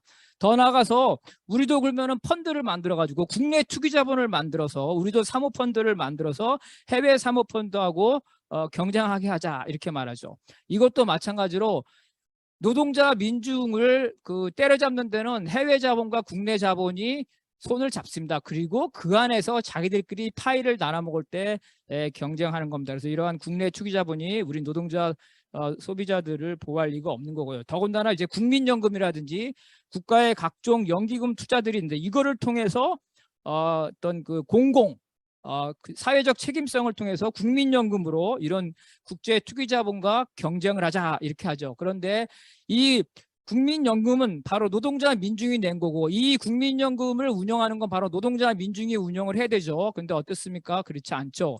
국가가 운영을 하고 더군다나 그 국가는 전문적인 투자자한테 맡깁니다. 이들은 국제 투기 자본과 마찬가지로 노동자 민중보다는 결국은 이 이윤율 이 자본의 수익률을 기반으로 하기 때문에 이들도 역시 크게 보면 아까 말한 것처럼 국제 투기 자본과 같이 협력해서 노동자 민중을 수탈하고 그 안에서 자기들끼리 이 파이를 나눠먹는 거다. 또한 국가가 보유한 유동자산과 외환 보유고를 통해서 이런 투기 자본과 경쟁하자 그래서 국부펀드라고 그러는데 국부펀드 역시 자본가를 위한 경영을 하고 있기 때문에 이와 같이 노동자 민중의 권력이 되지 않는 이상 어떤 국내 자본을 통해서 해외 자본을 견제하자는 것 이러한 것들은 사실은 이제 자본의 논리에 불과하다는 겁니다. 입법 투쟁은 그냥 보시면 될 것 같은데 여러 개가 있는데요. 적대적인 합병 인수를 할 때 그 인수할 수 있는 대주주의 자격을 보는 거. 아까 뭐 은행을 하려면은 산업이 아니라 은행 자본 이런 식이 주는 거죠. 그래서 이런 대주주의 심사를 하는 것, 뭐 이런 것들도 있을 수 있고요. 그다음에 이렇게 단기 투자를 노리는 통화나 금융 거래를 제한하는 것, 그 수익을 환수하는 것, 뭐 토빈세 다 아시는 얘기고. 그다음에 이제 식량이나 오일과 같이 이런 필수재에는 여러분 선물 시장이라든가 파생 시장이라는 게 있죠. 이런 걸 통해서 하는데 이런 필수재의 경우는 선물 시장과 파생 상품에 대해서는 통제를 하자는 거. 미국에서는 이미 이제 그 상품 선물 거래위원회에서 이런 것들을 하고 있습니다. 뭐 국내 입법은 뭐 다 하는 건데 노사 공동 결정 제도를 하자 뭐 이런 식으로 이제 얘기를 하고 있는 거고요. 그다음에 금융당국이 이 감시를 좀 하다는 거고 뭐 여러 가지 쭉 나오죠. 이중과세 방지 해봐 이런 거 근본적인 해결은 아니지만 어쨌든 이런 식으로 할 수 있다는 거고요. 가장 우리가 할 수 있는 거는 지금 우리 그 발제하신 분 이제 센터에서 하는 건데 정경유착에 대한 폭로와 법정 투쟁을 하는 거죠. 그래서 이 막대한 자본의 규모와 이 교묘한 수법을 검은 커넥션을 밝혀내는 것, 모피아들 이런 것들을 밝혀내는 걸 지금 하고 계신 거고요. 노동운동 차원에서는 이제 뭐 그 민주노총이라든가 여러 노동조합에서 관련된 것들을 이제 그 방안을 발표를 했는데요. 뭐 감시라는 거는 이제 기본이 되겠죠. 그러면서 이러한 그 인수합병 때 노동조합이 협상 당사자의 지위를 얻도록 하는 것, 주주가 아니면 분에도 그렇지만 이거는 자본주의 사회에서 이 주주를 우선으로 하기 때문에 주주가 아닌 노동조합을 협상 당사자라는 건 어려운 부분이 있는 거죠. 계급투쟁을 통해서 이런 제도를 바꿔야 된다는 거고요. 그래서 관련 소비자에게 이러한 결국은 그 기업에서 일하는 노동자와 소비자에게 전가되기 때문에 노동자와 소비자가 같이 연대해서 이러한 투쟁을 좀 할 필요가 있다는 거. 그래서 해외의 초국적 기업 같은 경우는 해외에 가서 해당 기업의 노조와 같이 할 수 있다는 거예요. 론스타다 그러면 거기 론스타에 교사들의 연기금이 있다면 미국에 가서 어떤 교사 단체나 이런 연기금 단체와 협력을 해서 국제적인 노동자 민중의 연대를 한다는 것 이런 것들이 할 수 있지만 결론적으로 말하면 이러한 것들은 다 근본적인 해결책이 될 수 없다. 근본적인 해결책은 이 자본주의를 변혁해야 되는 거고 다만 그 자본주의 변혁되기 전이라도 노동자 민중들이 이러한 관점을 가지고 할 수 있는 부분은 충분히 해야 된다. 특히 이제 국제 노동자 연대 이런 것도 일부 여기는 이제 브리지 정권이 성공한 투쟁의 사례가 좀 나오는데요. 이런 것들을 보면서 우리가 참조를 할 수 있다 이렇게 생각합니다. 네, 이상입니다. 네, 우리 김장민 가칭 포럼 교육위원 토론 들어봤습니다. 뭐 너무나 쉬운 답이겠지만 자본의 성격이 워낙에 약탈적이다. 상업자본, 생산자본, 투기자본, 금융자본. 근데 론스타는 그중에 마지막 약탈적 금융자본. 이걸 막아낼 수 있는 것은 노동자의 투쟁이다. 자본의 약탈에 대한 노동자 투쟁밖에는 없다. 뭐 이렇게 굉장히 심오한 내용이었는데 간단히 정리하면 그렇게 될 것 같습니다. 예, 마지막 지정 토론자 두 분이 있는데 한 분은 안 오셔서 자료로 대신하고요. 뒤에 자료가 있습니다. 김동성 노동당 파주 지역위원회 동지의 토론문이 있는데요. 참고해 주시고요. 마지막 토론자 노동당 노동자 정치행동 전원배 동지 토론 듣도록 하겠습니다. 박수 부탁합니다. 반갑습니다. 예, 그 발제문을 제출하지 않아서 책임을 다하지 안 한 걸로 오해할 수 있는데 그 발제문 없는 토론자로 지정이 돼서 이렇게 와 있습니다. 근데 제가 아까 그 보내드린 거 혹시 띄울 수 있나요? 슬럼 지구를 뒤덮다 그 책 표지부터 좀 띄워주시죠. 예, 지금 온통 뉴스를 틀면은 러시아 우크라이나 전쟁을 어떤 관계로 해서 조용할 날이 하나도 없죠. 무시무시한 인플레와 그 인플레를 교묘하다는 표현밖에 쓸 수 없는데 미국은 그 인플레 잡는다는 명분 아래 고금리를 밀어붙이면서 아까 신재길 동지 발제문에 나오듯이 미국이 고금리로 밀어붙이는 순간 수많은 나라는 외환 위기에 시달립니다. 그래서 지난번에 한 달 전에 블룸버그 통신에서 한국이 IMF 같이 외환 위기에 처할 수 있다. 그런 보도가 약 한 달 반 전에 처음 나왔어요. 그때 제가 천천히 해주셔도 됩니다. 그때 제가 그 라디오를 듣고 있었는데 KBS 경제 방송을 제가 즐겨 듣는데 나름 똑똑한 경제부 기자들이 나와서 블룸버그 통신 미친 거 아니야? 쟤들 왜 저래? 막 이런 식으로 비아냥거렸거든요. 근데 딱 한 달 만에 이거 실제 상황이네. 우리 외환 위기에 닥칠 수 있겠네? 그런 상황이고, 그리고 모든 이야기가 미중의 패권 투쟁 이런 이야기로 도배하고 있죠. 그리고 한국 내부적으로는 미국의 자이언트 스텝으로 인한 고금리로 인한 한국 금리 인상이 계속 연이어지면서 우리는 아직 빅스텝이라고 쓰고 있는데, 이제 대출자들이 지금 앞으로 과연 어떻게 될 것이냐. 집값은 폭락하고 또 어떤 그 엄청난 위기 상황이 지금 날마다 보도되고 있습니다. 근데 오늘 토론과 관련해서 제가 하고자 하는 이야기는, 이거 굉장히 이런 얘기했다 제가 욕을 좀 처먹을 생각하고 얘기를 하는데, 좀 배부른 자들의 투쟁일 수도 있다.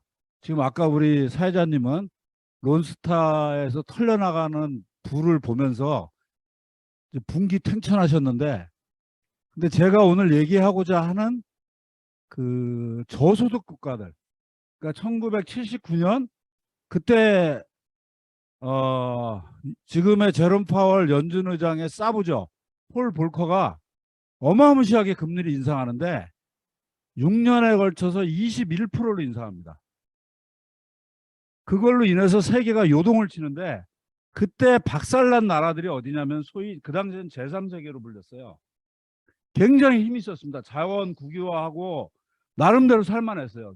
그 민족주의 열풍이 부니까 죄송합니다.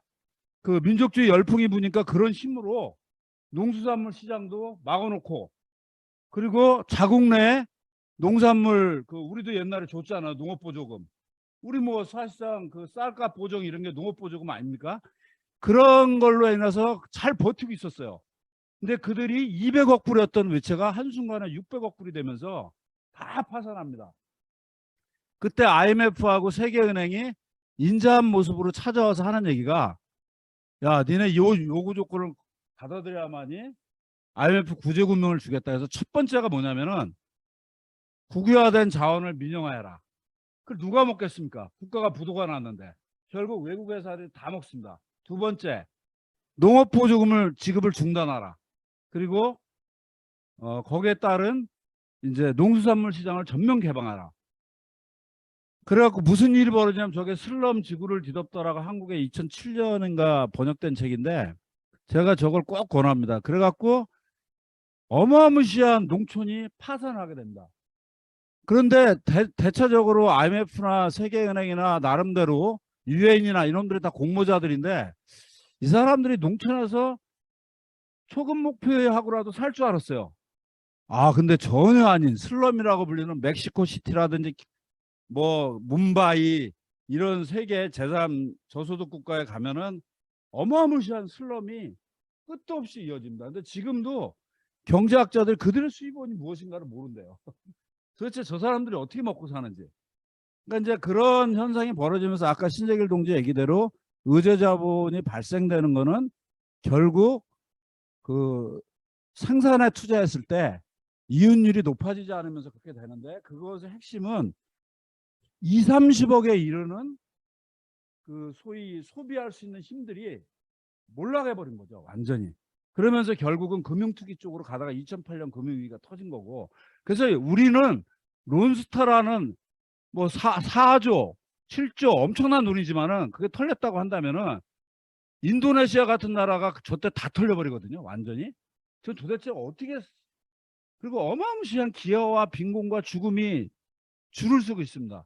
그리고 지금도 아까 얘기한 대로 우리는 우리나라가 닥칠, 미국의 고금리로 인해서 우리나라가 닥치고 있는 특히 대출낸 이런 분들이, 그리고 부동산에 무리하게 했던 분들이 닥칠 이 상황에 대해서 앞으로 닥칠 굉장한 우려를 표시하고 있지만은, 저 제3세계 슬럼으로 불렸던 부분은 전혀 나아지지 않은 상태 속에서 완전히 직격탄을 또 맞고 있습니다. 그래갖고 지금 요즘은 저 단위를 저소득 국가라고 하더라고요. 그러니까 과거에 식민지 경험이 있는데 신흥공업국이 안 된, 즉 OECD 가입하지 못한 그런 나라 전반을 부르는 명칭이 너무 복잡한데, 요번에 제가 자료를 찾아보니까 저소득 국가의 3분의 2가 지금 국가 부도 상태입니다. 그러니까 IMF가 들어가고 있고, 거기서 이제 엄청난 시위와 권력 붕괴 현상이 벌어진다. 아마 이 절정은 내년 봄이지 않을까.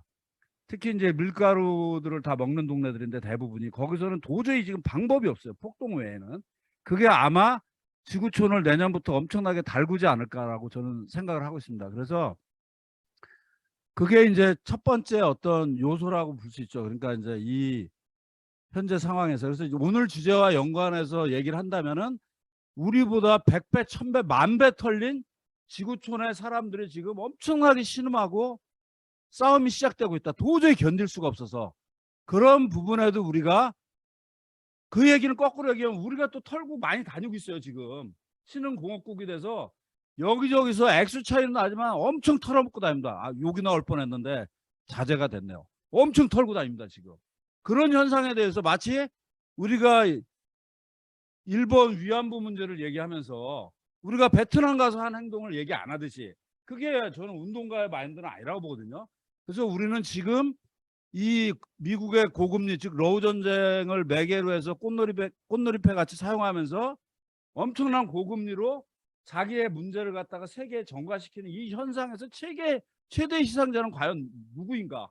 이 와중에 한국 우리가 팔아먹는 건 아니지만 한국은 무기 수출국 4위입니다. 지금 그런 속에서 우리 노동운동 내지 우리 사회운동하는 사람들은 미제가 표현이 이상하네. 미국 등등 이런 그 사모펀드들이 우리를 털고 무지막지하게 하는 짓도 우리는 비판해야 되지만은 우리가 또 그들과 어떤 중간고리가 돼서 다른 데를 또 얼마나 휘젓고 다니고 있고 공모하고 있는지 거기에 대한 자기 반성 속에서 어떤 운동이 추진돼야 되지 않을까. 예, 이런 생각을 갖고 있습니다. 이사입니다. 네, 우리 전원배 동지는 좀 시야를 넓혀서 론스타의 외환은행 약탈에서 좀 더 시야를 넓혀서 대한민국보다 더 경제적으로 어려운 수많은 저소득 국가에 대한 이 약탈 자본의 약탈 여기에 좀 시야를 넓혀서 볼 필요가 있다. 대한민국도 그러한 약탈 자본의 역할을 하고 있는 자본을 가지고 있는 나라일 수도 있다. 뭐 여기까지 말씀해 주셨습니다. 네, 뭐 굉장히 뭐 아주 어려운 내용을 굉장히 또 이렇게 우리 사회, 우리 대한민국의 자본, 세계 자본을 이렇게 이해할 수 있는 발제 토론을 여러 동지들이 해주셨습니다. 감사드리고요. 이제부터는 열심히 지금까지 한 2시간 가까이 발제와 토론을 들어주신 동지들 2시간쯤 됐나요? 1시간 반 이 정도 들었는데 질문도 좋고요. 또 뭐 어떤 의견을 주셔도 좋겠습니다. 먼저 이렇게 이해가 안 되는 부분 또 이렇게 조금 확인이 필요한 부분 이런 부분들에 대해서 질문 뭐 질의 있으시면 여기 현장에 참석하고 있는 동지들 그리고 온라인을 통해서 참여하고 있는 동지들 주시면 됩니다. 질문 받겠습니다. 온라인에 있는 동지 먼저 누가 질문 주시면 받겠습니다. 아니면은 뭐 의견을 주셔도 좋을 것 같습니다. 의견은 뭐 다른 반대 의견이 없을 것 같기는 한데요. 좀 더 보완하는 의견 있을 수 있을 것 같고요. 질문 일단 먼저 있으면 굉장히 어려운 내용이어서요. 다른 분들이 많이 같이 내가 궁금하고 어려운 거였으면 다른 분들도 어려웠을 거라고 생각이 돼서 질문이 있으면 받겠습니다. 네, 우리 첫 번째 발제자 윤영대 선생님 발제 있었고요. 그 다음에 두 번째 발제자 신재길 노사과연 교육위원장님 있었고요. 그 다음에 김장민 동지 토론 그리고 전원배 동지 토론 있었습니다. 질문 네 분에게 다 질문하실 수 있습니다. 네, 온라인에 참여하시는 동지 질문 없으시면 생각하는 동안에 여기 현장에 계신 동지들 질문 의견 예, 다 좋습니다. 주시면 됩니다. 네, 네, 네, 네. 여기 우리 동지 김대성 네, 저기, 선생님, 네. 저기 잠깐 제가 김대성 보낸- 선생님 말씀 의견 주시겠습니다. 예, 저 지금 아까 전에 얘기하는 이제 그 론스타 약탈 부분 얘기하고 있는데 현재 이제 그 KB 국민 금융 지주가 그 1년에 이제 배당금으로 얼마를 가져가는지 좀 한번 나타내 보겠습니다. 약간 크게 좀 해주시겠습니까? 글씨 크기로.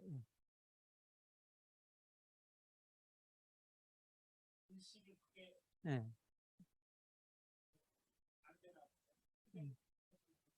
네. 아, 네, 그냥 예, 해주시면 되는데 내용이 어떤 거냐면 이제 KB 금융지주가 이제 주식 총액이 20조에 해당되고요.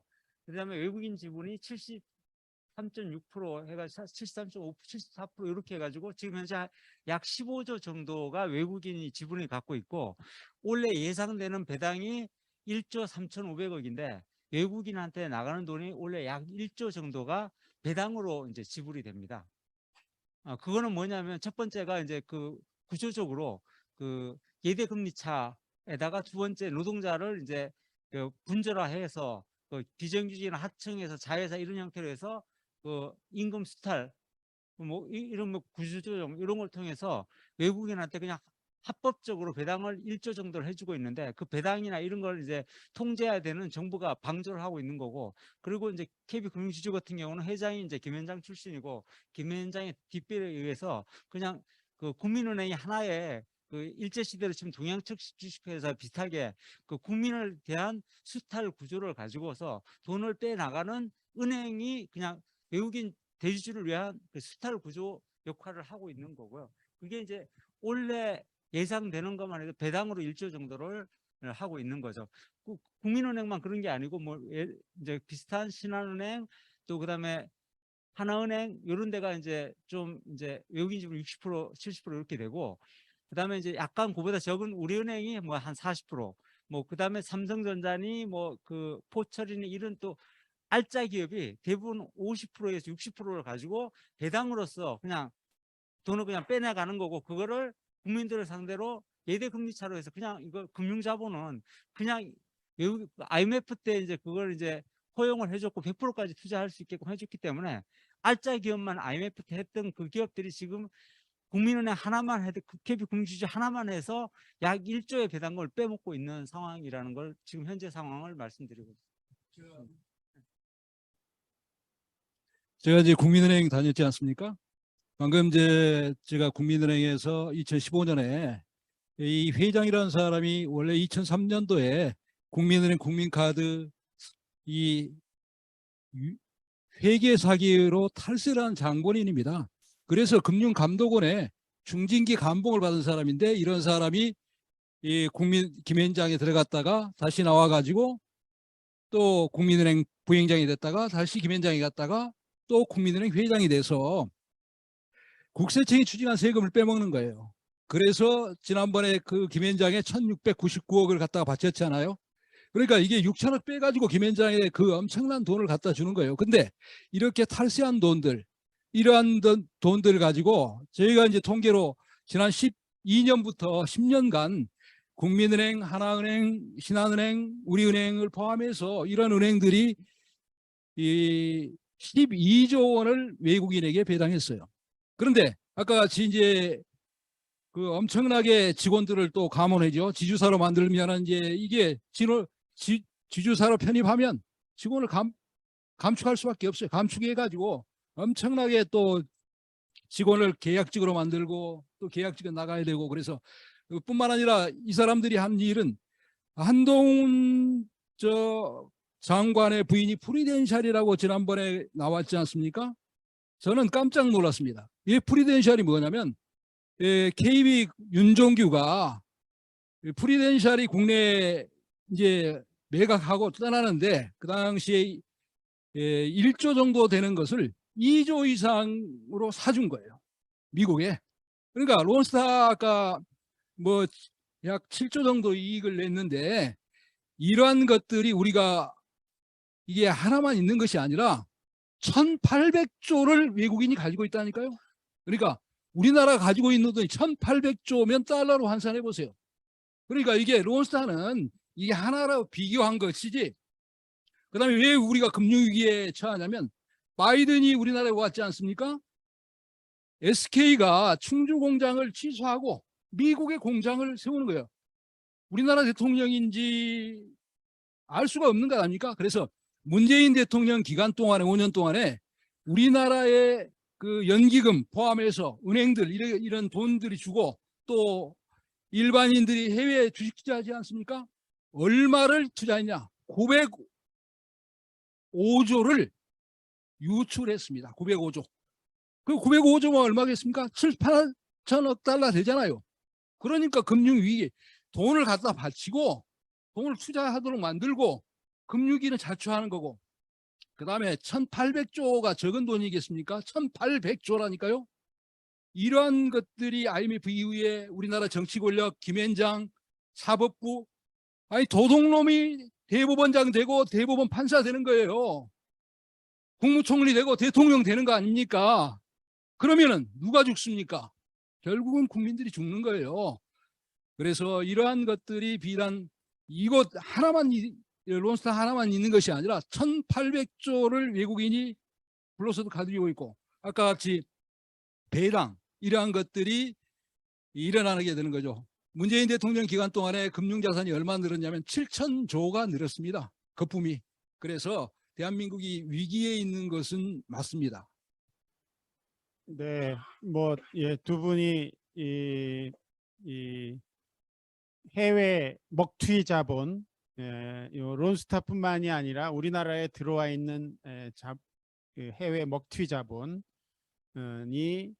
1,800조, 뭐 국민은행도 6, 70% 가지고 있고, 70% 가지고 있고, 주식 배당금으로 올해만 1조 가져가고 있다. 뭐 이러한 전반적인 어떤 이 자본의 약탈, 대한민국에서의 이 먹튀 자본들의 이 약탈상을 이렇게 추가로 말씀을 해주셨습니다. 그 부분에 대한 이해는 이제 뭐 충분할 것 같습니다. 하여간 1,800조가 각종 은행과 삼성전자 등 대기업의 주주로 활약을 하면서 주식 배당금으로 챙겨가고 수익을 챙겨가고 그 다음에 나중에 또 어느 순간에는 저가로 아니 고가로 팔아먹고 아마 챙길 것 같은 뭐 그런 상황. 그 다음에 우리나라 자본은 그러한 미국에 또 외환을 들고 나가서 800조 900조 투자하고 있어서 외환 위기를 자초하고 있는 그러한 상황 뭐 이렇게 그 부분은 이제 뭐 충분히 돼 있는 것 같습니다.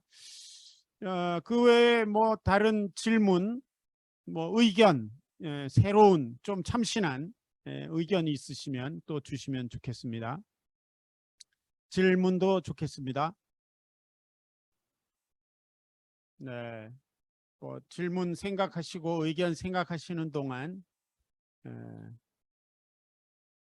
이 달러 아까 우리 신재길 동지가 말씀하셨나요? 달러 의제 자본 미국 달러가 무너지면 끝날 것 같은데요. 의제 자본 달러가 지금 유럽까지 동아시아 중국 그리고 유럽까지 지금 지배하는 아무것도 아닌 종이에 불과한 달러를 쓰게 만들면서 전 세계의 노동자 민중을 약탈하고 있는 이 달러 미국 자본의 어떤 그림이 그려지는 것 같습니다. 이거에 대해서 우리는 어떻게 싸워야 될지 뭐 그냥 분통을 터뜨리고 흥분한다고 될 일은 아닌 것 같고요. 그야말로 전 세계 노동자들이 이 자본과 어떻게 효과적으로 싸울 수 있을지 이게 고민이 돼야 될 것 같은 생각은 드는데요. 전 세계 노동자는 일단 그만두고 대한민국의 노동자들이 어떻게 싸울 수 있을지 이런 좀 각오가 새롭게 좀 필요하지 않나 이런 생각이 듭니다. 뭐 너무 내용이 뭐 너무 논란의 여지가 없이 쉬운 내용이었었나요? 질문, 의견 있으시면 주시고요. 없으면 마칠까요? 네. 네. 누구한테 저는 모릅니다. 모르니까 저한테 질문하면 안 됩니다. 그냥 예. 저 그리고 질문이 있는데요. 질문 네. 환영합니다. 네. 근데 사실은 제 질문이 누구신지 굉장히 먼저 소개 좀 안녕하세요. 부탁드릴까요? 저는 평등교육 실현을 위한 정보 확보에서 활동하는 조이희라고 합니다. 결국 제가 이제 들은 생각이 짧게 들은 생각이 결국 노동자 민중이 전 세계적으로 같이 이 생사를 걸고 투쟁할 수밖에 없구나. 저는 그런 생각이 들었거든요. 다른 분들도 아마 그런 생각을 가졌을 거예요. 근데 과연 전 세계적인 이 노동자 민족이 어떤 연결고리를 가지고 같이 해야지? 이게 안 그러면 다 죽게 생겼구나, 결국. 이런 생각이 들거든요. 김앤장 하나 없앤다고 해결될 문제가 아니라는 것을 저희가 이 토론을 통해서, 물론 이제 당연히 그 뒤에 우리 김장민 동지가 얘기하셨던 것처럼 그 사실에 대한 얘기도 당연히 얘기를 해야 되는 부분이지만 더 중요한 거는 이 투쟁을 전 세계적인 노동민족의 투쟁에 이걸 어떻게 만들어 나가야 되는가. 저는 사실은 이런 얘기도 조금 글쎄 좀 약간 너무 거창한 얘기였을까요? 네, 우리 질문 주신 선생님의 질문은 우리 모두의 숙제일 것 같습니다. 누가 이렇게 한마디로 답을 드리기는 어려울 것 같고요.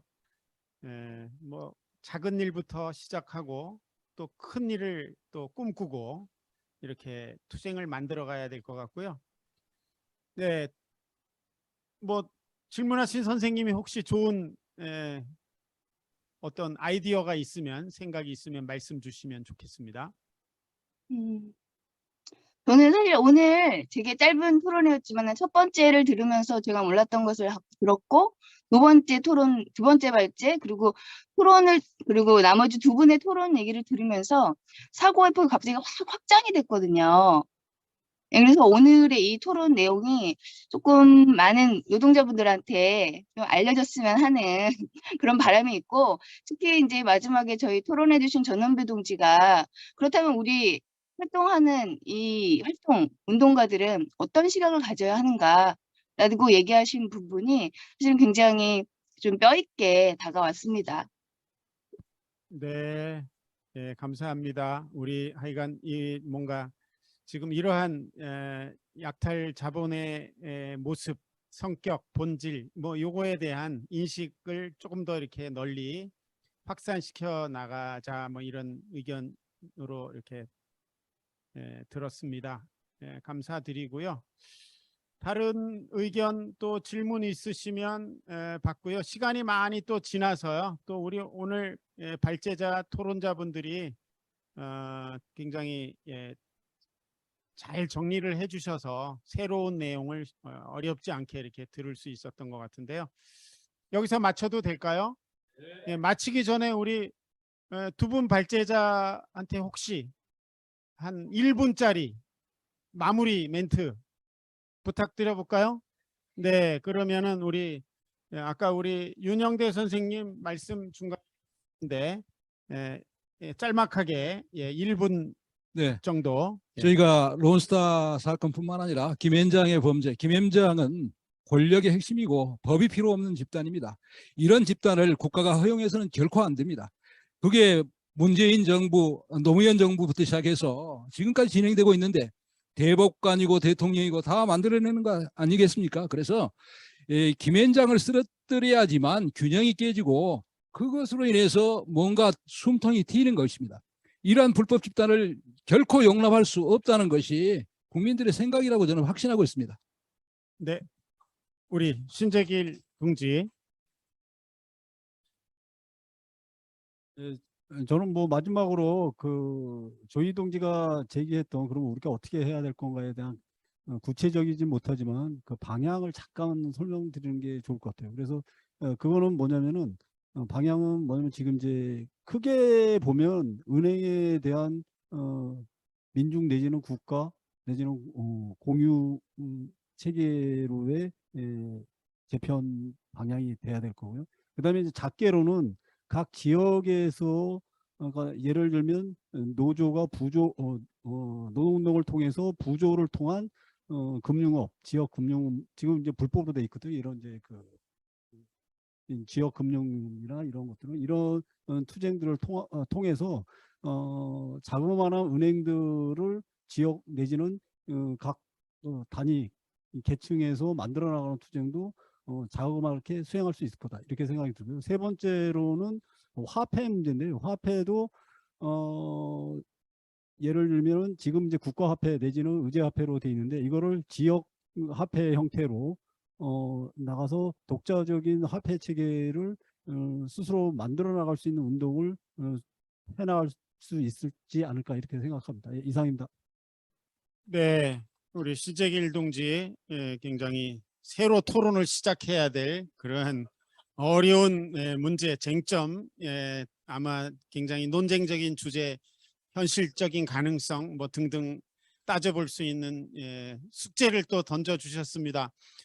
네, 오늘 제6차 공동실천 토론회 론스타 등 먹튀 자본의 착취와 강탈, 착취, 강탈 딱 맞는 표현인 것 같습니다. 노동자 민중진영의 대응 방안 토론회 오늘 토론의 결과 다시 이렇게 많은 사람들과 함께 공유하고 또 문제의식을 발전시켜 나갈 수 있는 그런 시간이 됐으면 좋겠습니다. 함께 해주신 동지들 감사드립니다. 박수로 마치겠습니다.